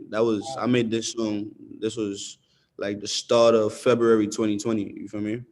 And I don't know, that around that time. You feel me? I had a job and shit, you feel me? I was working, for me, like, you know, like the year was just, for me, the year wasn't all that, it didn't start all that Gucci for me. So I'm like, yo, fuck it, 20K, you feel me? But like shit, I'm saying in the songs and in the song and shit though, like, I don't know, it's just how I feel, you feel me? Right. No doubt about it. No doubt about it, man. And then right after that shit, the pandemic happened. I'm like, that's crazy. Yeah. So were you signed prior to the pandemic, or were you already signed? I mean, were you unsigned and then got signed during the pandemic, or were you not signed in the beginning? Like, how did that happen? It was like in the middle. Yeah, it was like in the middle of the pandemic type shit. Okay, so that's dope. That's an accomplishment. A lot of stuff stopped for everybody, you know what I mean? But for you to be able to power through and get a deal, that's a big deal, you know what I mean? Yeah. So that's what's up. All right, I'm gonna play this other record too. I want to play this DFA record that I just got from my man Rick B in the building, and then we're gonna come back and talk some more. So let's do it. We would Q running dope, different, unique. Music maker. Sorry about that. Dope, different, unique for sure. Shout out to everybody in the chat. They going off on this record too. Stephen Samuel, I know you had a question. Yeah, that was actually from earlier when D Nice was on. But okay. If we gonna talk about what we just heard just now, I thought that was really solid.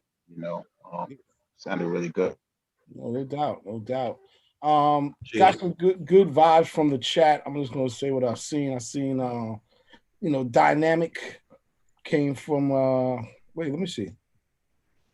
So Malcolm Masters, I think, said first verse and the energy already through the roof. Queen B said Dynamic. Jane Brown said knocking with the big speakers on it. Malcolm Masters said this one needs a video. I said unique. Champagne Legend said he got fire. Both tracks are dope. Queen B said the beat though, fire. I can hear that beat in the club.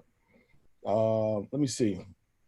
Damn, somebody just said something else. Okay, yeah. Then I said gangster MJ drill shit. Because it has some MJ type of like energy in it too. That shit was crazy. Yeah, people be telling me that.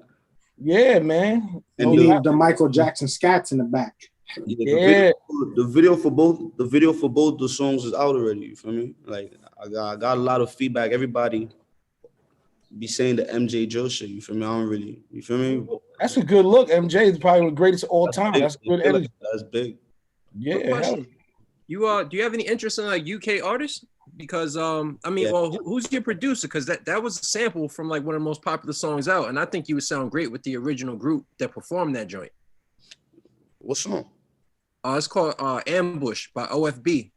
They young cats. They in Heady One's clique, but they're crazy. They one of the biggest groups blowing up right now, and I think you would sound crazy with them with your voice and cadence and all of that. Word. I'm gonna look at their IG. You feel me? I ain't even know that. Check them out. They're official. What is it? They're called, the name of the song is called Ambush. Oh, but they're called OFB. It's Bando K, double L's, and SJ. Damn, that's a good look. Definitely check that out. And if you need any links on that side, it's not a problem neither. Say that, bro. Say that. I appreciate y'all, man. For me, but the video for both of the songs is out. You feel me? Like y'all gonna see, like I can see like the energy and shit from the videos and shit. You feel me? And like what I came up with to do with the videos and shit like that. You feel me? Yeah, man. Anybody else got any questions? Any comments? Words of encouragement, support, anything? Please, we on right now with Q Run It Up, representing Brooklyn. Yeah, I mean, what's the best way to maybe keep in touch or reach out? Or your IG, social media? Could you throw that in the chat? Yeah, my Instagram is Q Run It Up, QRUNITUPP with 2 P's at the end. Yeah. My email, QRunItUp with 2 P's at the end at gmail.com. You feel me? My Twitter, real Q Run It Up. You feel me? Dope. So I guess I'm gonna ask the same question too, like, other artists that you inspire to work with, as you coming up on this journey, like sort of your immediate list, anybody that you really want to rock with, and then your long-term list, anybody that you want to rock with. Yeah, you feel me? I want to work with a lot of people. You feel me? Mostly anybody that's if they fucking with me, then I'm fucking with them. You feel me? I fuck with whoever fuck with me. You feel me? So I fuck with everybody in all types of music and shit. You feel me? So I'm all over with it. You feel me? But if I'm speaking big, I'm talking about like Rod Wave and shit like that. You feel me? A couple people from New York and shit. You feel me? From all over. You feel me? I fuck with the UK music, the shit like the African shit, like Burna Boy, all that shit. You feel me? So yeah. I know that about it, man. You know what I mean? Word up. I could definitely hear you with some of the even dancehall artists too on that shit too. You know what I mean? Yeah, I'm gonna hear more music soon, son. You feel me? That's dope, man. Yo, go ahead, Earl. No, you actually follow one of the dudes who's like one of the illest youngins in there too. His name's Abracadabra. Yeah. That's my son. Yeah, that's my son. His whole gang is crazy, bro. Yeah, that's my son. Try to run it up with them for real. They shit is banging crazy. Yeah, he showed me love. He showed me love like a year ago. You feel me? Like a year ago, he showed me love and shit. You feel me? No, you should definitely follow up, especially because London's opening back up June 21st and all of that. So you might be able to get some bags over there too. Yeah, that's a fact. You feel me? I'm definitely about to be on it, bro. I ain't gonna front. You feel me? But so Rick, I know you're listening and everything. A lot of people were questioning our interviews with Q. How do we facilitate that, man? Because there's a lot of people on here, DJs that got shows. I know Steven's in here from SOHH. What's the best way to make that? Yeah, I mean, email me, man. I mean, just email me. My email is rick.bettermit, rick.bettermit@wmg.com. And I make sure I put, you in touch with management and everything like that, and we'll make it happen. We'd love to do as much as we can with all of you. Yeah. So just let me know. Put it in the chat. That way everybody can just copy and paste it. Do it right now. Word up. I'm sorry, somebody was trying to talk? Nah, I asked what was the email, but he about to put it in the chat. Okay, dope, man. Yeah. No, I think this is dope, man. New energy coming out of chat now from New York, and and I'll put my number in here too if y'all want to call me about it. Yeah, do that. Shout out to Brooklyn for sure, and what you got going on, man. I like I said, I respect all y'all that are coming up. That's like literally coming in from the cold. It's not it wasn't like a lot of support. You sort of had to do it yourself and put yourself on the map. And now like things are like growing for you. Digiwaxx, we're here to support you on that, man. And shout out to every DJ in here that's on that same wave, just like helping break the new artists. And that's what it is, man. So if there's anything you need from us, feel free. This is a home for you. We do this every Wednesday. You know what I mean? And I know how it is. Sometimes you might come out the studio, you might be like, yo, I think I got something, or I got a fire joint. Yo, come here, play it. You're welcome anytime, my brother. Yeah. Man. I'm gonna try to get y'all some more music, son. Like I'm waiting for y'all to hear the new music, son. Like I'm working on this tape right now. You feel me? So when are you gonna drop the first Q Run It Up NFT? That's the question. The first Q Run It Up NFT? Yeah, man. So that's a new way for you to make tons of bread, man. Oh my God. So basically there's been a whole craze about what they call an NFT, a non-fungible token release, where you can take artwork or you can work with an artist to create like a original piece, a digital artist, and then you can put a piece of your song in that piece and sell it on these different sites. Like, yeah, man. But it's a good way for you to connect with a bigger audience. Yeah. But I'm just talking shit. I guess my last question's got to go back to the question I asked before. We rocking with the Brooklyn Nets, or we going with the New York Knicks? Nah, we going with the Nets, man. Oh my God, this is crazy. Where did the young generation go wrong? This is breaking my heart, man. The young generation didn't, man. It's breaking my heart, man. The young generation didn't go wrong. The Knicks just never got right, and that's all the young generation knows. Oh my God, I'm a Knicks fan, bro. Look at the way James Dolan was treating Charles Oakley. That's a team legend. You got him banned from the building. Oh man. God, man. Bro, they don't even respect team legends. That's sort of true. I mean, shoot, look what happened to Patrick Ewing. Yeah, I seen that shit. Okay, let me ask one more question since we're talking about basketball shit. Lakers, no LeBron, no AD. Do they make the playoffs? Yeah, they'll make the playoffs. Yeah. They Yeah. No LeBron, no AD. That's big though. I don't think they make the playoffs. They won't make it. We're only like about 5 games from the playout series. So if they don't They're make not it, we gonna won't make make it. They're not gonna make it. Thank you. Well, I mean, when you ain't got to sound Where's so the forceful. faith and hope at? Well, listen, man. This is LeBron reality. makes his teammates better, so they say. So his teammates should be good enough to make the playoffs. Till he That's gets not back. true. That's not true. I'm joking. I know it's not true, Yeah. but I'm just saying. Okay, I got a next question. These are stupid questions, but I'm gonna ask these questions anyway. Mike Tyson or Evander Holyfield in this up and coming bout they about to have? Tyson. Who takes the win? Holyfield. Tyson ain't losing 3 times in a row, bro. Tyson is a monster. Q, wait. I want to ask Q. What's your thoughts on this, man? Tyson versus Holyfield, 2021. Who's taking this? I see Tyson. Son.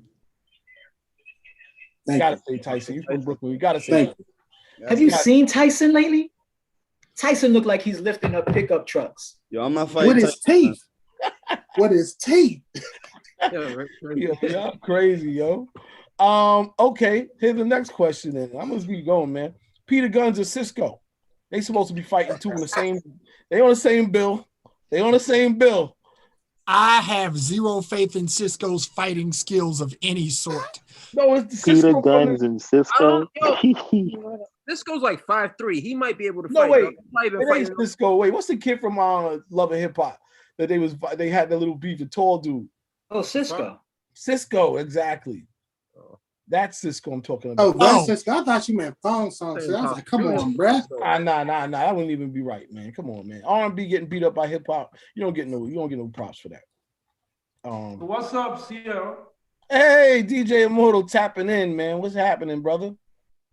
I'm doing fine. Hey, Immortal, say what's up to Q Run It Up, man. Q Run It Up. That's DJ Immortal. Who's tapping in from Lagos, Nigeria. What's going on, man? Yo, what's up, Q? What's up, man? What's up? How you doing, man? I'm doing good, son. Word up. You got to play. Right. Listen, So- Immortal's out there in the streets. He's playing records everywhere. You got to support Q Run It Up.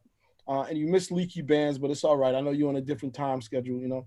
But it's anyway, listen, Q, we're not going to hold you up and whatnot. You know, I could do this all day. I got mad questions. Yeah, real quick, bro. You could put the email and the number in the chat. Which one you want for the interviews? Yeah. Mine? Yeah, I'll put it again. Put it. You know what? I'll just send it to Christina. I bet. Send it to everybody. Yeah, send it. I already put it in the chat, but I'll put it back in the chat. And then Q, I'll send it to Christina so she has it too. She has my number, but I'll send her the email. No problem. No doubt, man. Q, we appreciate you coming in, man, and spending some time and rocking with us. Like I said, we here. Come back, man. You know what I'm saying? Of course.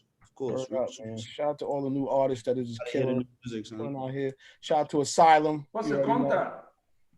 Go ahead. You got a question, Immortal? You got a question for him? Yeah. Talk to me. Yeah, I said, what's your contact? My contact? Q Run It Up. Yeah, Instagram. You got Instagram? Yeah, I got Instagram, but yeah. I'm talking about your email and my email. My email is. I can put it in the chat or. Yeah, if you want. Yeah. Sure. The chat is the truth, man. All right, while you doing that, I'm gonna play another song. We're gonna come back. We're gonna talk about some other crazy stuff. I guess we'll talk about this guy Derek John or whatever his name, or Derek Jackson. I don't even know. Nah, he not getting bro. Nah, we gotta. Listen, we gotta talk about it. No, we don't. No, Why we don't? Nah, he's like the Tekashi of Dayton. It's over for him. We can talk about Gary Owen. What? We can talk about Gary Owen. Yo, see. God. See, I put it back in. Yo, Q, you got everything? Yeah. I got it ready. Man. I just want to thank all of y'all, man, for allowing us to jump on and play some music for y'all, man. I definitely am looking forward to continuing to connect with y'all, and I'll definitely make sure that my email's in the chat so everybody got it. So just hit me up if anything. I'm here. Nah, no doubt, man. And make sure you hit up Rick. Rick does send out all the records for Asylum and WMG and everything, Warner Music Group. So and I'll make sure that CL has everything too. You know what I mean? And we'll definitely be making sure we send stuff through you guys as well. So Yeah, man. And Q, thank you for jumping on as well, man. Thank y'all, son. Thank you. You know, he has some incredible stuff, and this is just the beginning. There's so much more coming, and I think y'all are going to be really excited when you see, these records and the records that are coming. No, that's fire, bro. Sure, we're looking forward to it. All right, y'all. Q, thank you, man. Thank you. Peace and love. Peace and love, y'all. Yeah. A lot of 2 for $5 shit going on. Oh my God. Wow. What y'all think? Wait, what y'all think? I want to hear what's the feedback on that? 2 for $5. Yo, Walmart. No, it's 2 for $5. Sounds dated. Or somebody Sounds gonna dated. jack this and flip this record and use it for a commercial. Watch. Oh yeah, 2 for $5. Yeah, we got that. Man, Swerve said it sounds dated though. It does. It sounds like a mid-90s right. record. She remind me of Pigeons. It sounds like a record during the heyday of G Unit. No, Queen just. Did y'all read Queen? I liked it. I thought it had, I thought it was. I remember Wild Tops. It could be used. Yeah, this is no pitch. It could be used. It could be used in one of them old, older film, like from like the early 2000s. Like it could be used in a film. Stop like, But to be pushing it like it's something crazy. Nah.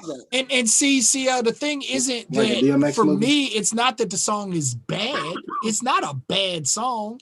It just, to me, it just doesn't fit, and it's not my vibe. The song don't suck.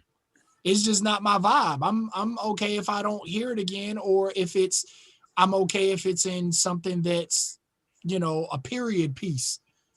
Could you repeat who it was? Sorry. That was Saigon featuring K Slay.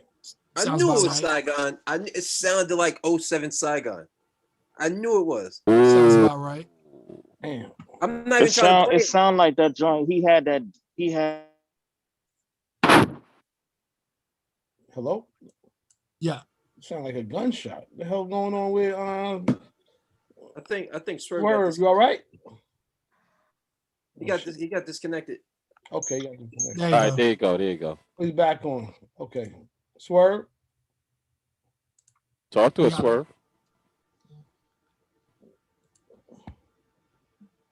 I mean, I don't know what you do with a record like that. Like what the target audience is. It's like a new throwback. BET movie. It's like a new throwback. Okay, so see now. BB4 Part 2. This is what that Raymond always talks about that, in fact, in terms of like, he always be talking about the fact that like, I guess there's another genre of hip hop. You know what I mean? Baby Boy 2. For me, it kind of sounds like a TikTok song for Locks fans. Like you remember when that 20-minute, 30-minute K Slay record dropped, or who record was that? Oh yeah, that was a K Slay joint. That shit was hard too. Yeah, but remember when I said I listened to the whole album and it just all sounded just like old New York, like, yo, we trying to bring New York back, and it's like I get it, but that doesn't mean you have to do what was done in the 90s or do what was done in 2000. Like, find your lane, find the zone, find what works, let's rock. Right. And it just sounds dated. Like I said, it's not a bad record. It just sounds old. No doubt. I like it. I ain't gonna front. The artist's not on here live, is he? No. Oh, okay. I was about to say, damn, wait a minute, is he in here? Nah. We done playing music, man. This is what it is. Okay, let's keep it going. Shout out to Earl. We're a little late on the international music, but it was just weird. Like nobody called in on time, which is actually. Okay. I do have a question. Go ahead. Hey, you know how Jazzy Jeff has his retreat? Yeah, his shit is a DJ joint. Shit's fire. Has Digiwaxx ever considered doing something like that? We thought about doing Digiweek, man. That's what I wanted to do. Digiweek New York, Digiweek Atlanta. But we have not, to just answer the question straight out, man. We haven't done nothing like that yet. Definitely a thought. Maybe we should have an offline conversation about that as we're opening back up. For me, like, the fact that if we get back to where we were, we should all be trying to create some type of experience, because what we went through for the last year and a half was absolutely nuts. And the fact if we can open back up and do like a conference and do like a retreat, I would love to. I'd love for everybody to go down to Jamaica for 4 days and just connect, bug out, eat jerk chicken, hit the beach, play music, get some dub plates. Let's do it. You know what I'm saying? Let alone, New York or Atlanta or somewhere else. But I'm absolutely for that, my brother. I'll tell you that right now. I'm down for it. Hey, I got a question. Do artists and record labels reach back out to you like when we trash a record on the comments? No. Honestly, man, you have to tell the truth. If you listen, you're not helping anybody if you don't give them some type of honest answer. Now there's a difference between trashing and giving people. You can trash, but you got to give them some constructive criticism also. You know what I mean? Because that doesn't really help neither. At least I tried to. If there's nothing that can be done, it's like, yo, this ain't it. Turn left, start all over again. You can tell people, make a U-turn, stop. But I don't try to just demoralize cats, you know what I mean? Because that's when people start to take offense. But nobody never says anything. Somebody threatened you, Malcolm?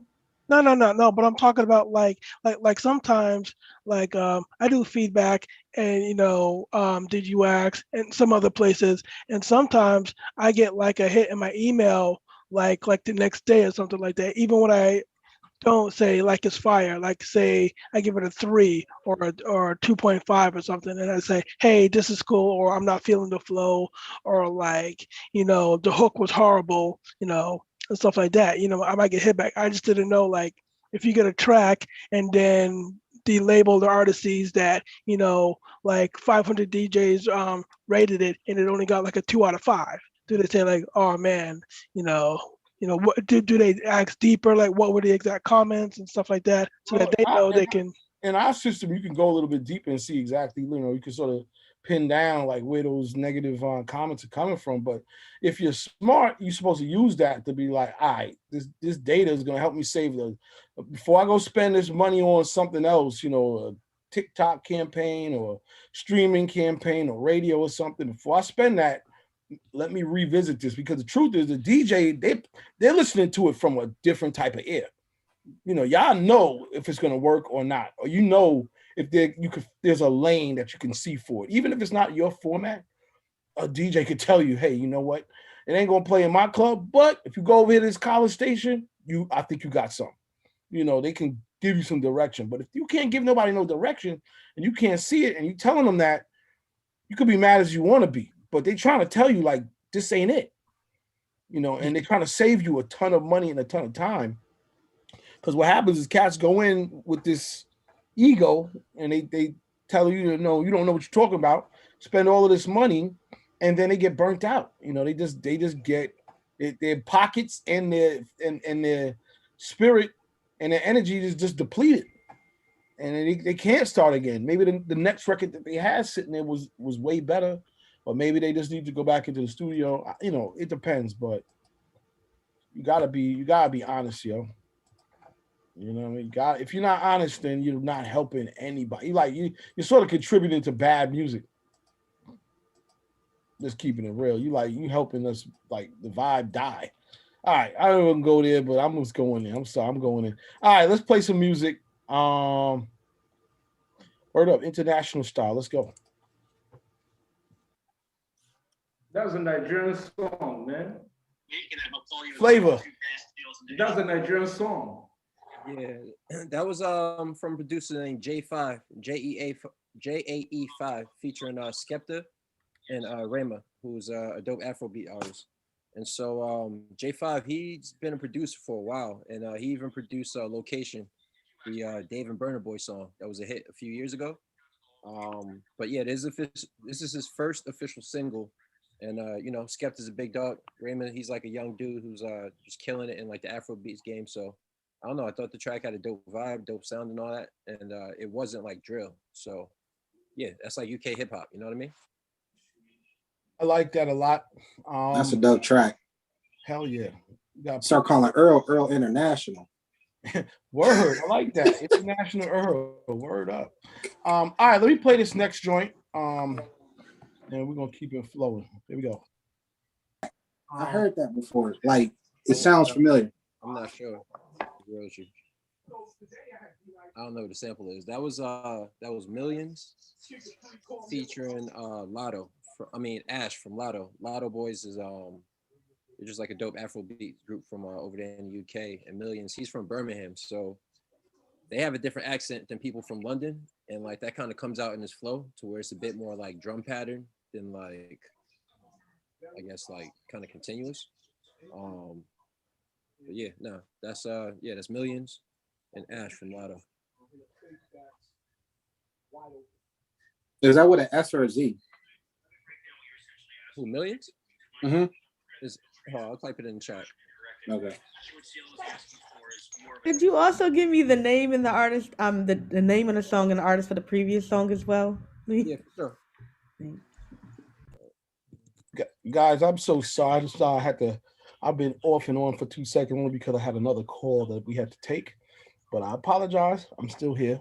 Yeah, man. Back-to-back good joints. I'm listening in the background.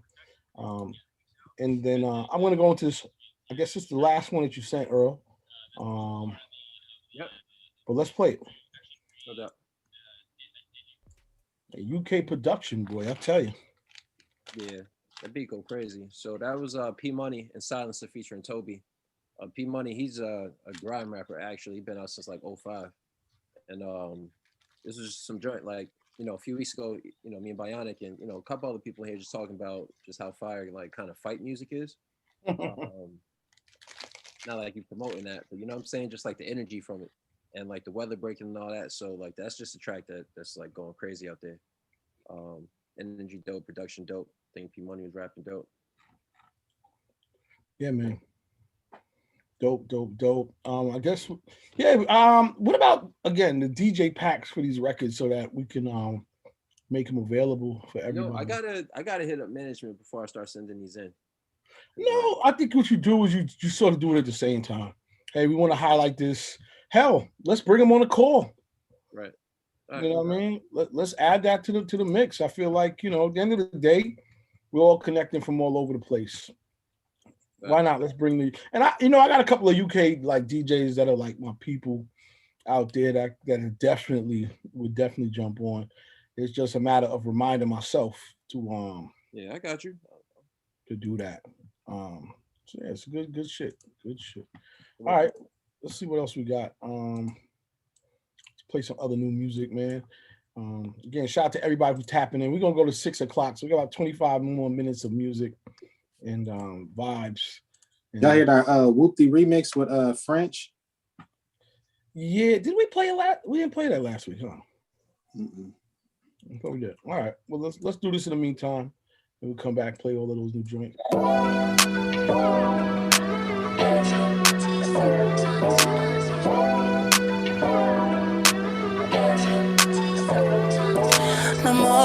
L'amour, you can have anything you like, baby. Tell me what's your drink tonight. L'amour, I can almost read your mind, baby. Tell me, is it dark or light? Is it ep.9 for you, my lady? 1942 to chase it. I just wanna welcome you around, yeah, baby. Don't be no stranger around me. Say hello to my nigga, yeah. In a moment we gon' get up, nah. I like to realign your purpose with all the things that I feel that you deserve, yeah. Baby, when we made ours earlier, I definitely knew that you were the one, cause you struck a nerve, yeah. Yeah, I know that's a mouthful, baby, take a little shot, tell me more about you. I don't wanna get you drunk, not the type that has to. I just want the most honest answer when I ask you. Can you be my l'amour tonight? Baby, all I want is you tonight. Can you be my l'amour tonight? L'amour, you can have anything you like, baby, tell me what's your drink tonight. L'amour, I can almost read your mind, baby, tell me, is it dark or light? Is it ep.9 for you, my lady? 1942 to chase it. 1942 to chase it. Can I hit in the morning? Yeah. Baby, just realize you don't have to leave. I like to hear you breathe when sleep, kinda like a sigh of relief.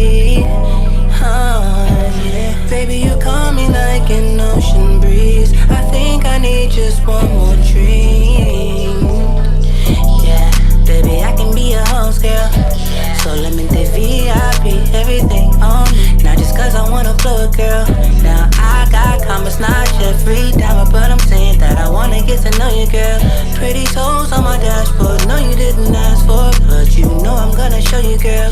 Yeah. L'amore, you can have anything you like, baby, tell me what's your drink tonight.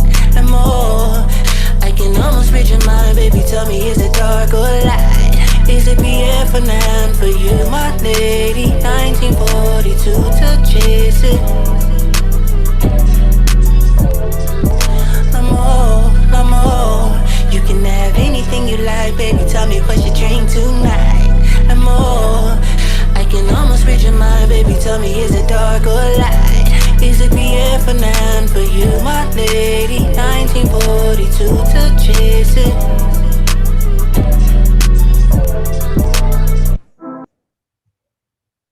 Nice. All right, legend. Another one from Lee Renee. You know, hit you with the little serenading music right there, little vibes. Serenading music. Guy here. Yeah, they're definitely like, you know, he's just in different pockets, man. That guy right there is dope. That's dope. Hell yeah. Trying to find okay. Let's just keep on rocking these records real quick. Let's see. What? All right. That joint's fire. Okay, let's get some thoughts. That was really crazy. That's a really crazy. Yo, Lil Baby, he ain't been missing. He really ain't been missing. Nah, he hasn't. But you I know, like he's on this record though. It's a guaranteed strip club hit because you force it. Like that's the ladies' like anthem right there.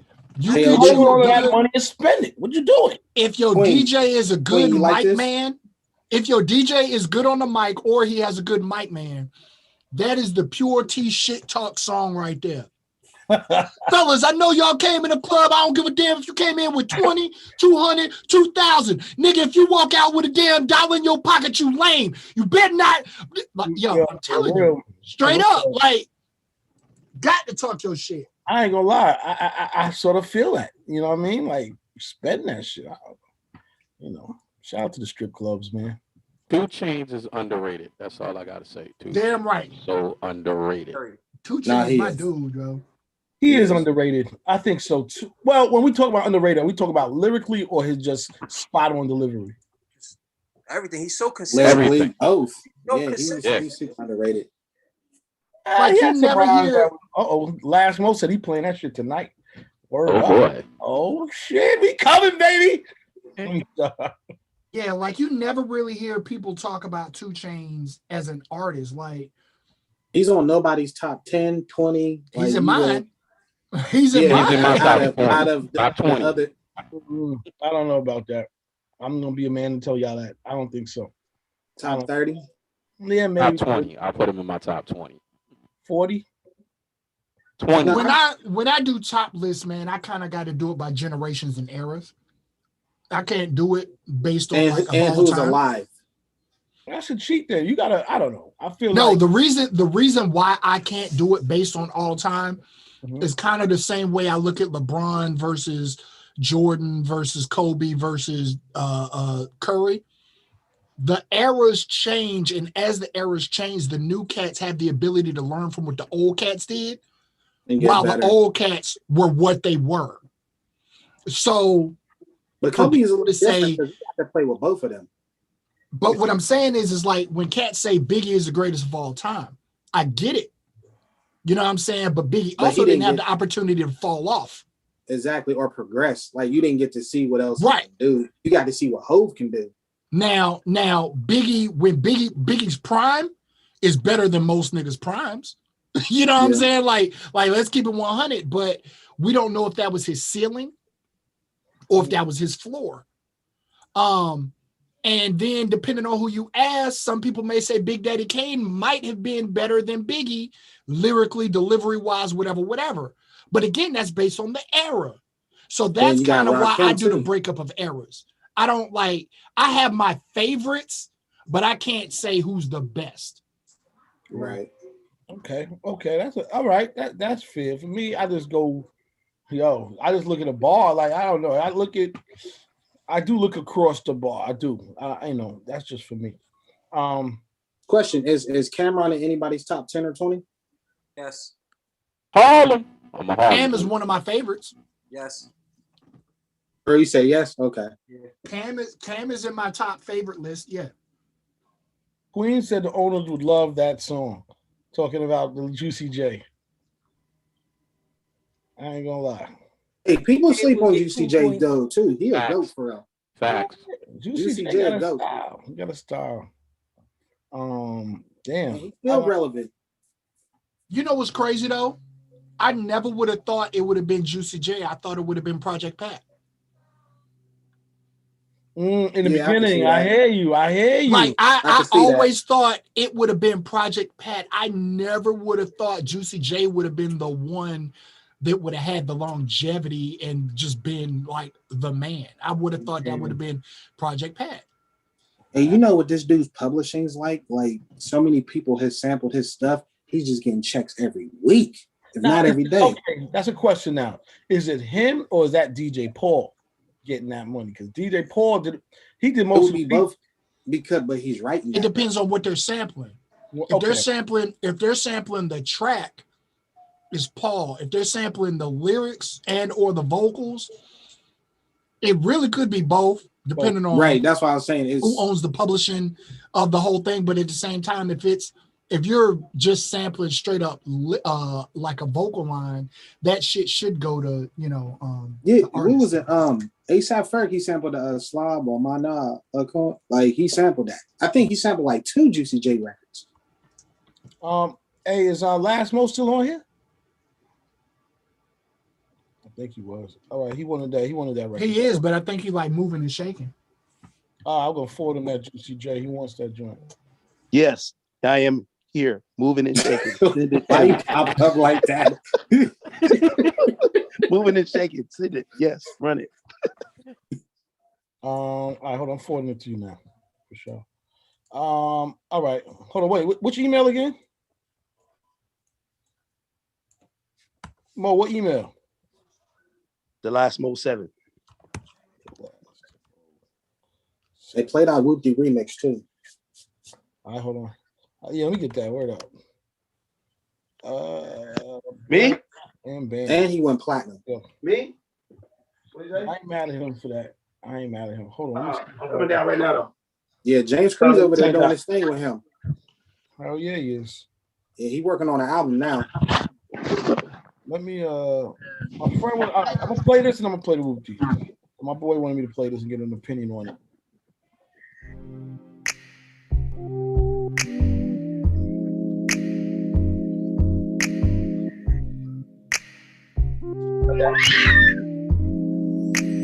Girl, you look good like you wanna. When I saw you, knew I had to run up. Took a shot and then I rolled me one up. Can't sit too much cause that shit had me done up. You look like you got that ooh-na-na-na.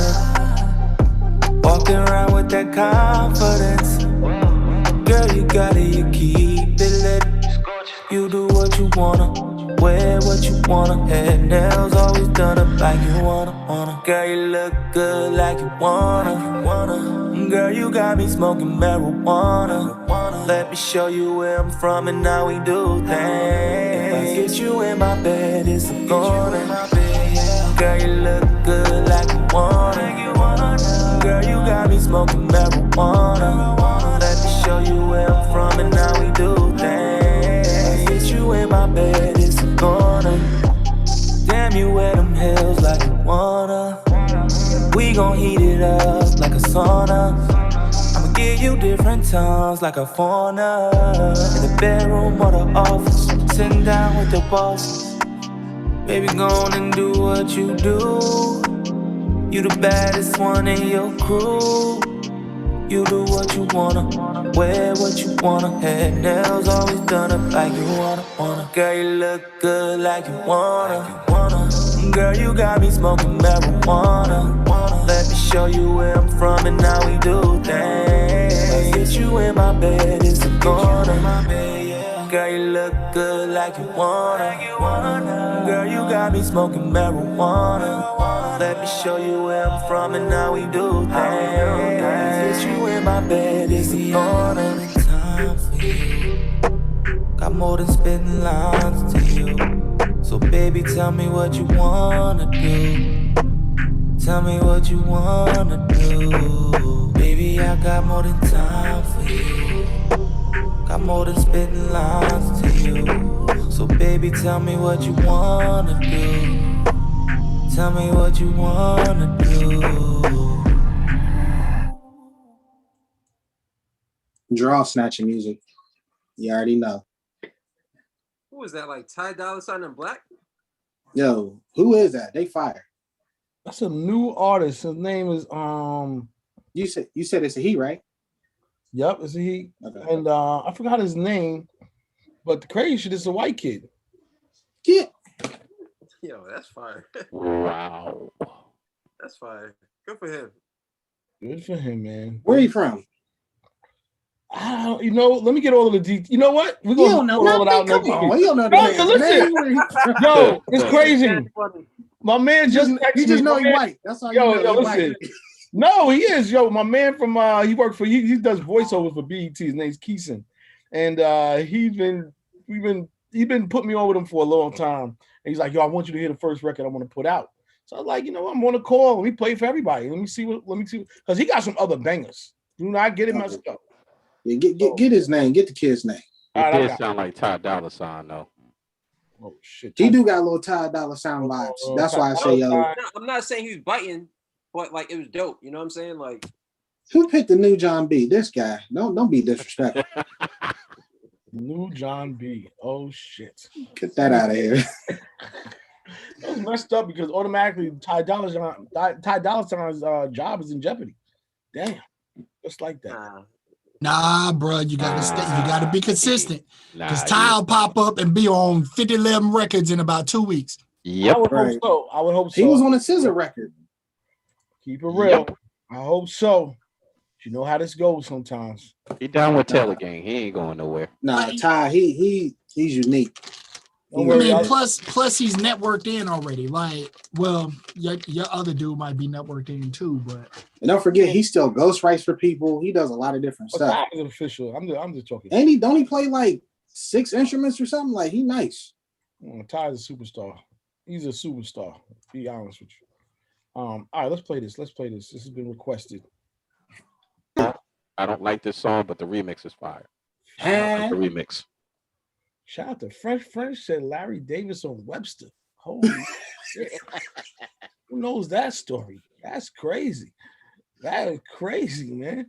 Yo, French Larry is Davis was out there in and out, bro, with the cops. Nuts. Wow. That was crazy. Shout out to French Montana. CJ, man. It must feel great to have like that #1 hit, Now he has to do it again. Now he has to do it again. All right, I got one more. Can he do it again?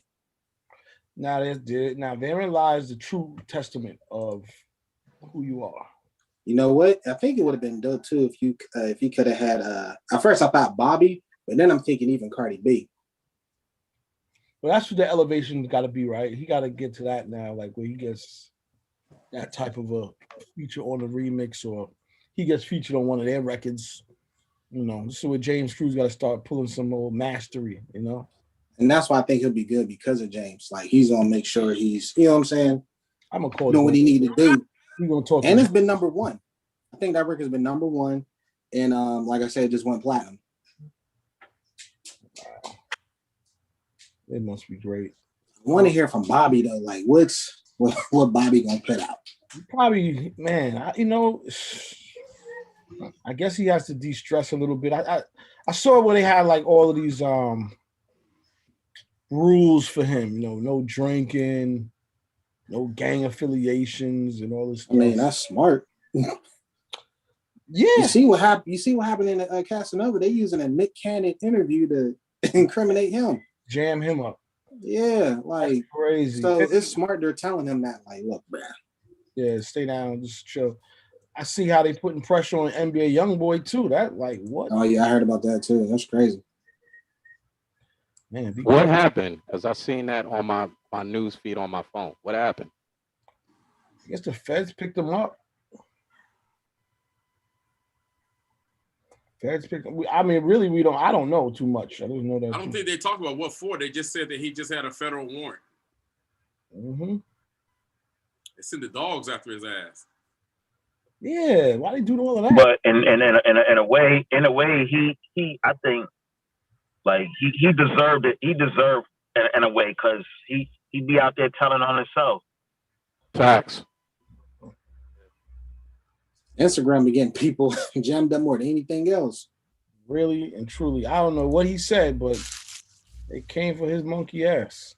For real, they be like, "Oh yeah, I ain't got no money," and then you see him on the ground like you just did bankruptcy. What you mean?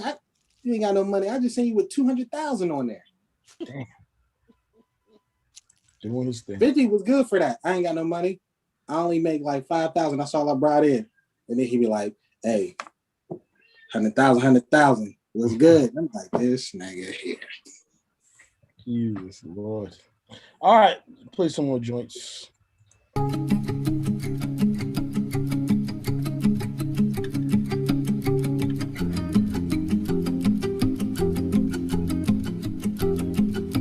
Said squeeze, try to play with me. Squeeze, look at me funny. I'm going squeeze, cause it's my money. Squeeze if it try to play crazy. I'm going squeeze, try to play with me. Squeeze if it look at me funny. Going sleep, cause it's my money.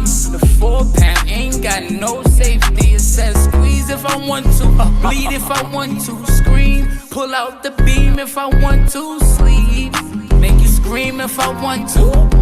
I can make you lean if I want to, squeeze, try to play with me, squeeze if it look at me funny. You gon' sleep, cause it's my money. 4 pound ain't got no safety. I only squeeze if I have to. Gun sneeze right at you. Chasing bags ain't a race, but maneuver double lap you. Be speeding in the race, me and Nasty blowing past you. And the price is going up. If I don't know you, I'm a tag. Should've squeezed on my last one. Find a case for my last gun. You could get it from a new, so you really come and ask them. They don't hate you till the bag come. Tryna play you when the bag done. Heaps of funny shit and I ain't forget I just asked them. Squeeze, try to play with me. Squeeze if it look at me funny. I'm going squeeze, cause it's my money. Squeeze if it try to play crazy. I'm going squeeze, try to play with me. Squeeze if it look at me funny. Going sleep, cause it's my money. The 4 pound ain't got no safety. If I squeeze, you gon' bleed through. And nigga believe when I speak to. You gon' make me mad, I'ma heat you. You niggas wanna learn, I could teach you. No, I got the bag, can't see through. This move funny, had to peep you. This in your face, give me the feet too. Make it in the glove, I said lethal. Long distance, bitch, I couldn't reach you. You know I had to pull up, had to see you. All them other chicks, they tryna be you. When we pull up in the drop, I said be cool. Ooh, squeeze, try to play with me. Squeeze if you look at me funny. Oh, squeeze, try to play with me. 4 pound ain't got no safety. Squeeze, try to play with me. Squeeze if you look at me funny. I'm going squeeze, cause it's my money. Squeeze if you try to play crazy. I'm going squeeze, you try to play with me. Squeeze if you look at me funny. Going sleep, cause it's my money. 4 pound ain't got no safety.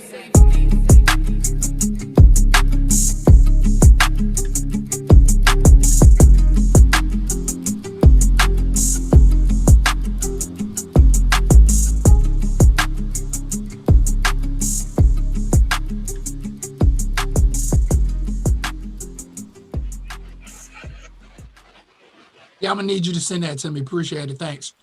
All right. No, that shit's sort of hard, though. I'm serious. Go ahead and send that to record. All right, hold on. You said that over. Let me say that over. There's a lot of like sleeper joints out here, man. I'm just saying. Yeah, just find out who that white boy is, though. Oh, I'm on that. Hold on. Let me make sure. All right, I'm sending that over to you now. That's the last song I'm gonna play for the day, and we're gonna go. I don't think we missed anything. I think everybody sent in. Yeah. All right, here we go. Oh shit. Okay. What's the round table thinking? Sample provide for me. I know Bionic don't be liking our sample and stuff. Hold on, I'm going to say it. That sample on repeat, no. Listen. It was a nice vibe, but no. Listen. The record is only a vibe because of the loop. Exactly. Now, here's the thing. If this was a mixtape record, if this was like, yo, this is some mixtape shit while I'm working on my album stuff, I just want y'all to hear me, vibe with me, whatever, I'm okay with it. Because that's the purpose of a mixtape.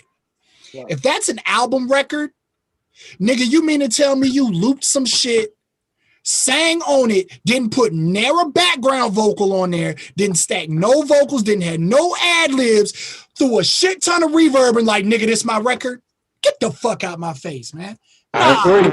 Can't do that, bro. You know why I'm okay with this? Is because at the end of the day, Jill Scott's still getting a check. That's why I'm cool with the samples, because the artist is still getting paid. Because they may not have no hit records. They might just be chilling, but now they getting a check because of these samples. If he did it right. But the thing is, I'm saying I'm cool with them sampling just to get paid. One mic. Tap. Respect. Tap the refresh. Nah, it was a whack use of the sample. Like straight the instrumental. Like it was no creative. But I could have cared less for that. Listen, man. You know, I thought he freaked it a little bit. I didn't like the way you could hear the vocals under the sample. I didn't like that, but I liked the vibe of it. I wasn't mad at the vibe. I thought the lyrics of what he wrote wasn't bad on that shit. It didn't make it sound worse. I think if this was an interlude or maybe even I think it would have sounded doper. Like if I would have heard a project and then this kind of came in, okay, vibe. But to make it a whole record, I still agree with Bionic and on this. But I still like the fact that some of these artists who hasn't really been out or who's not out right now, they're getting paid because of the sample. It's their record. The only reason it's acceptable because I thought about Erykah Badu during the whole song. You mean Jill Scott, but close. Oh yeah, Jill Scott. Yeah. And that's the truth. I'm about to be like, dang, did she go like this? I did think about her the whole song. Yeah, I'm sorry. Well, I ain't gonna be. I'm not gonna lie. I was still thinking about Erykah Badu, but yeah, I should have been thinking about Jill Scott. And that microphone. Man, oh my goodness. Do you remember that Staley record Swinging? You send me swing. Right. Yeah. It was Staley, and he flipped the daggone he flipped the mint condition joint. The way he did that, I'm with. That record I just heard, I'm good.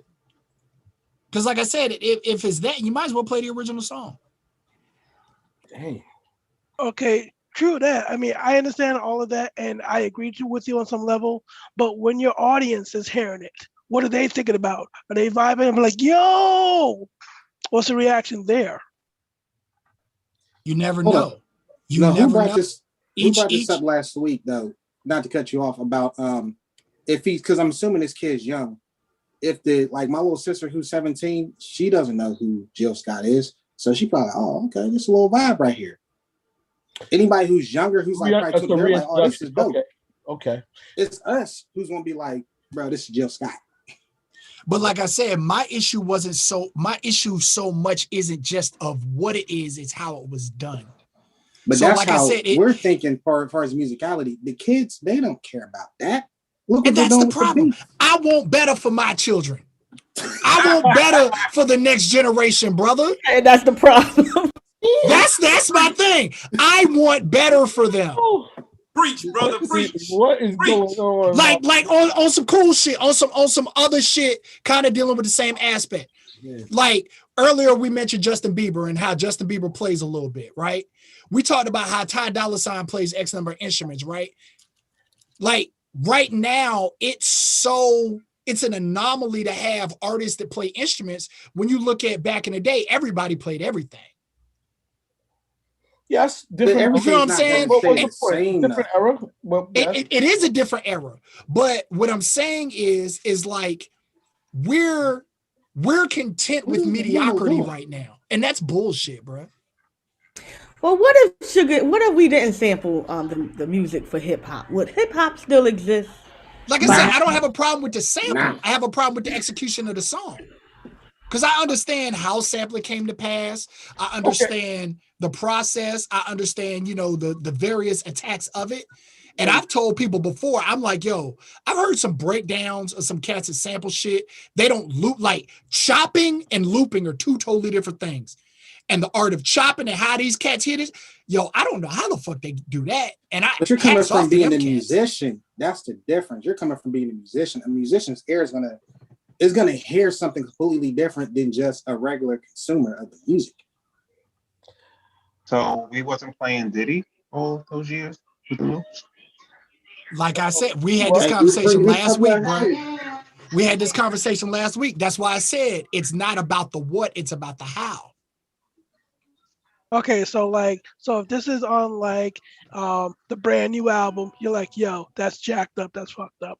But if this is like on the bootleg or mixtape, then it's okay. Yes. Okay, right. Yeah, summed it up perfectly. Yes. But I don't know like that, man. But we wouldn't have cover. We would have did it. I don't know about that. So how do you feel about this versus the Khaled and Fat Joe? Wait. Some of the best records off of I said that last week. Some of the best records off of mixtapes were like, somebody jacked something, they messed around and it became a single. They had to leak it. Think about how many records happen like that. I wasn't mad at this. I wasn't as mad at this, Hey, this is a good segment, the politics of sampling, because this is lasting for a minute. I'll be honest to answer something else, but go ahead. And to answer something else that Steve said, like when you asked, so I wasn't playing Diddy for all them years, that was in the 90s, right? So like earlier when we played the Saigon record, folks was like, it sounds dated, right? So it's the evolution. If we're talking about evolution of music, if Diddy did it in the 90s, shouldn't there be a level of elevation here in 2021? No, because it gets further away from the musicality. So you look at where Diddy comes from. You know what I'm saying? And look at the people who was around, L.A. Reid, all of them, so he comes from a certain generation. And so as time goes up, there is a disconnect. And so that's why the musicality, you don't really see that no more. You see a rare few, like we said, Ty Dolla $ign, you got Herb. Even Justin Bieber, I think, plays like 3 or 4 instruments. It's rare people who do that, but you got to look at probably where they came from. But most of these kids, I hate to say it, your NBA young boys, your Uzi Verse, Tekashi's, all of them, they're not coming from that. And the sad part is, if you grew up in a one-parent home, that contributes to that. If you didn't have any parents, you didn't. Now, if you probably had grandparents, then that might change some things because they probably was playing that type of music. So it really just comes to how your upbringing was. Well, I think kind of a little bit further from the upbringing too. I mean, you got to think about it. Like when we went to school, I'm a 84 baby, right? I'm 37. So nowadays in public school, you don't really have music classes. You're not teaching really instruments and stuff like that. And that's the root. But yo, Chaz, that's 100% on. The root of it is where are the music programs today? Where do they stand in terms of importance, in terms of support? Most schools don't even have instruments, period. Can we see, question, is that a coast thing? Because I know out here in the Midwest, my sisters, they got music classes and everything. It depends on the city and state and how they value music. Music is a program that's damn near optional now. Steve, go ahead. I want to hear what you're going to say. I don't want to turn this into a religious conversation, but a majority of the musicians that we grew up with and we enjoy are from church. Facts. And people aren't going. And believe it or not, and as it was explained to me, most musicians in church would nurture the kids and get them involved in playing the drums and the piano and the bass guitars and all that other stuff. And as people stop going, now we're left with like the bottom of the barrel of musicians, you know? So that's where we at. So it's the schools, it's also the churches, it's also the homes. If you think about how you used to purchase the vinyl, you know, I recently threw out a whole bunch of my cassettes by accident because I just was like, I don't need them. And the one thing that I messed up on was that I didn't need the actual cassette. What I actually needed was the J card because I wrote down all of the titles to songs and stuff. That was important because I had the actual order of how things came out. Right. Our children are not learning about music as an art. They hear it as just music, but like my kid is never gonna open up off the wall and lay down on the carpet and read the lyrics and who produced it and say, yo, Stevie Wonder wrote this song. So it's a whole lot missing that this generation ain't never gonna get. And we gotta figure out how to give it to them. But see, he proved my point. I said it's about how you grew up. And so most of us who grew up in church, if you was in the choir, you knew harmonies, you knew the melodies, you knew what notes to hit. You playing drums, you playing the piano. They might have congas, they might have the organ, you might have the bass, you know what I'm saying? You might have a saxophone. So most of that was our first music lessons. You know what I'm saying? So no, I mean, I agree with you 100%, Stephen. Like, it is coming from that. Like, that's where most of our stuff comes from. But think about what I said. I agree with what Steven said 1,000%. I'm a church musician, bro. You know what I'm saying? Like, I'm a church musician. I taught at a rec center. You know, I taught a music program at a rec center, not at an elementary school, not at a high school, not at a college. You feel what I'm saying? So I get it. And think about what I just said. I was like, at what point do we not accept this mediocrity? At what point do we, not necessarily saying everybody here, but I'm saying we just in general, try to educate and try to teach and try to guide? Because again, like I said, I don't have a problem with that song. I gave you my reasons for not liking it. I said it's not just the sample. I said there weren't no stacks, there weren't no ad-libs, there weren't no harmonies. You add those things on that record, I would feel differently. That has nothing to do with the beat. That has everything to do with the actual creativity of the singer.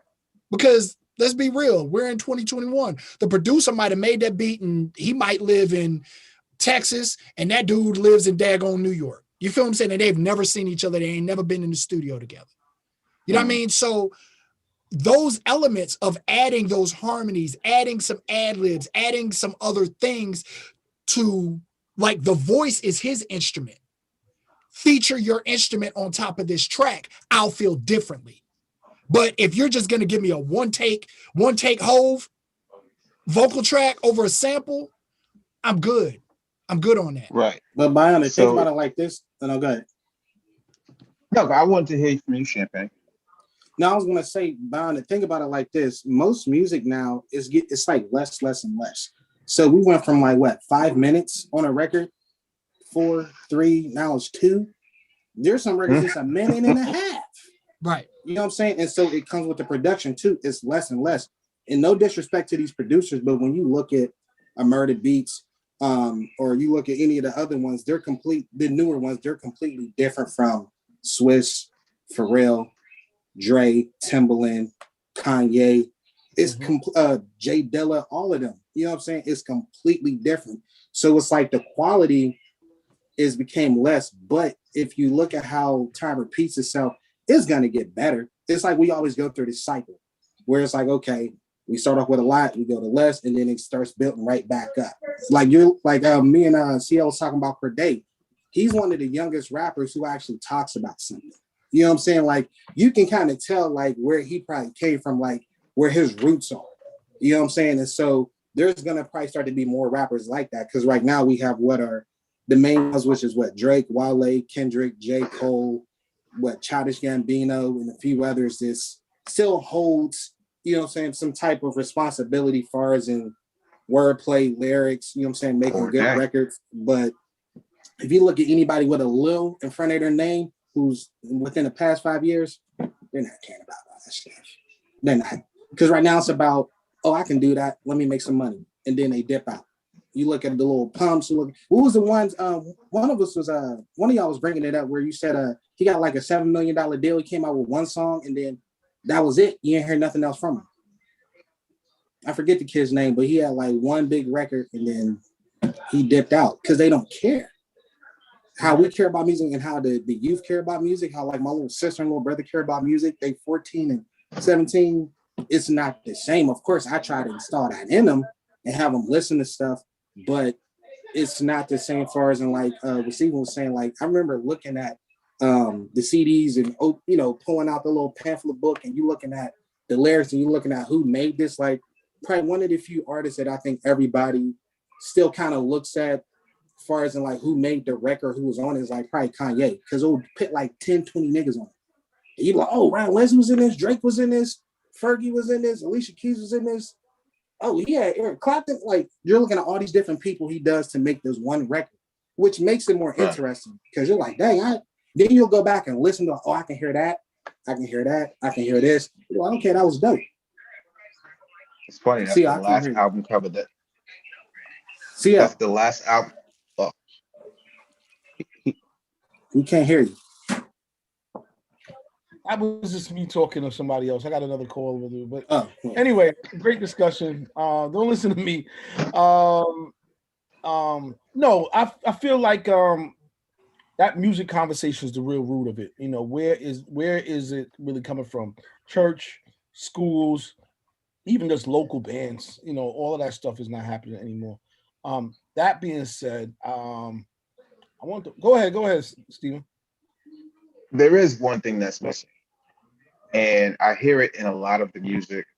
And what that is the A&R person, the person that allows you to make the record, and then, like Bionic says, this sounds pretty good, but why don't you go back and add this, and this, artist and development. We have done an excellent, right. No one wants to be developed anymore. You know what everybody wants now? Everybody wants followers. Damn. It's just like, this sounds all right. How many followers you got? All right, I'll work with you. Damn, numbers over art.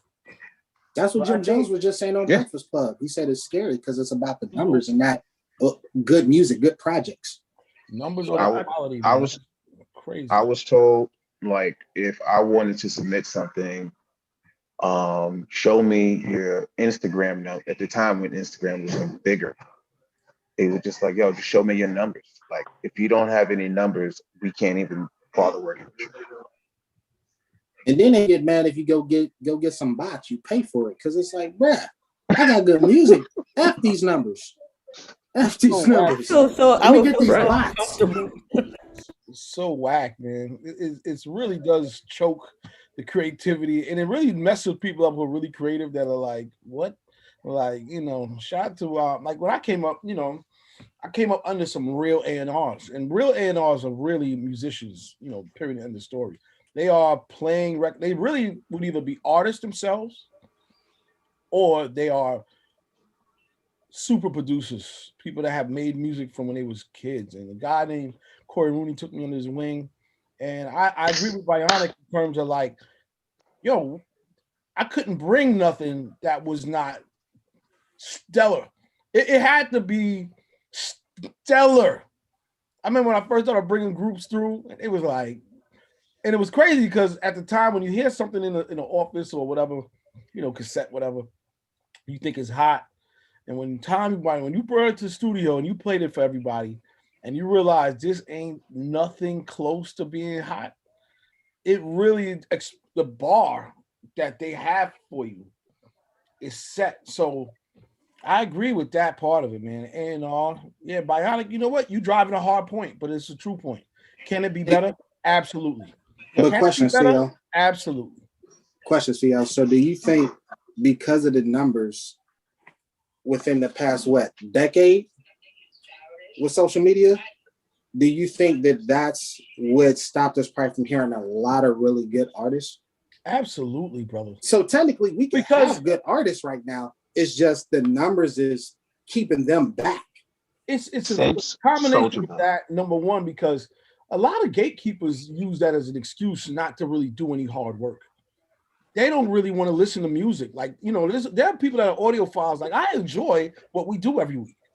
I enjoy, even before it, listening to music, trying to figure out what's I think is at least decent or whatever the case is. There's a certain art to just listen it. Like Queen talks about digital digging. Just going through and trying to find a vibe. It's not like it was like a day. They don't do that. Okay. They don't do that, man. You know, they'd rather just, and it goes for radio. It goes for streaming platforms. It goes for most places that have, oh man, I gotta hop on. Most places that have a gatekeeper, man. So that's where it sucks at first. And then the great artists that really have this awesome music, they are not accustomed to marketing. You know, some people are just, they are the talent, and that's what they do. They don't know how to buy ads on, you know, Google to get views for their video or for their song. Like, they don't know, like, that's not where their mind's at. So that disconnect is there. Speaking of real artists, real musicians, check out John Baptiste album. That joint's all right. No doubt. You know what I mean, it's got some hit and miss stuff on there, but it's all right as a collective whole as far as experimentation and musicianship. Word. Guys, I got to get on this other call. This was great. Steven, I'm going to hit you up a little later on. If you're going to be up, I'll send you a text. I will be up, and you know what? This might be where I'm at every Tuesday or whatever day this is. Thursday, I'm gonna find myself up in here. I like this. That's what's up, man. That's what's up, man. Come on. Yeah, all man. right. Shout out to everybody. It's been about a year we've been on here now straight. We haven't missed 1 week. So okay.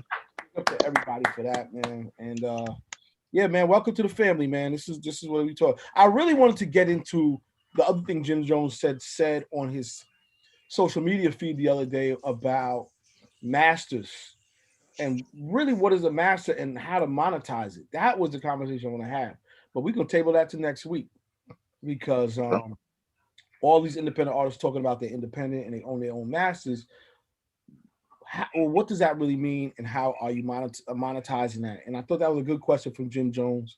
Thank you for rattling everybody up, because people sitting up here with these buzzwords and not really knowing how to turn this into capital for yourself, let alone your family and everybody else. So let's get into that. Let's talk about that next week. Cool. Let's do it next week. All right, y'all. Music Wednesday, we can conclude, and I'll see y'all next week. Be safe, be blessed.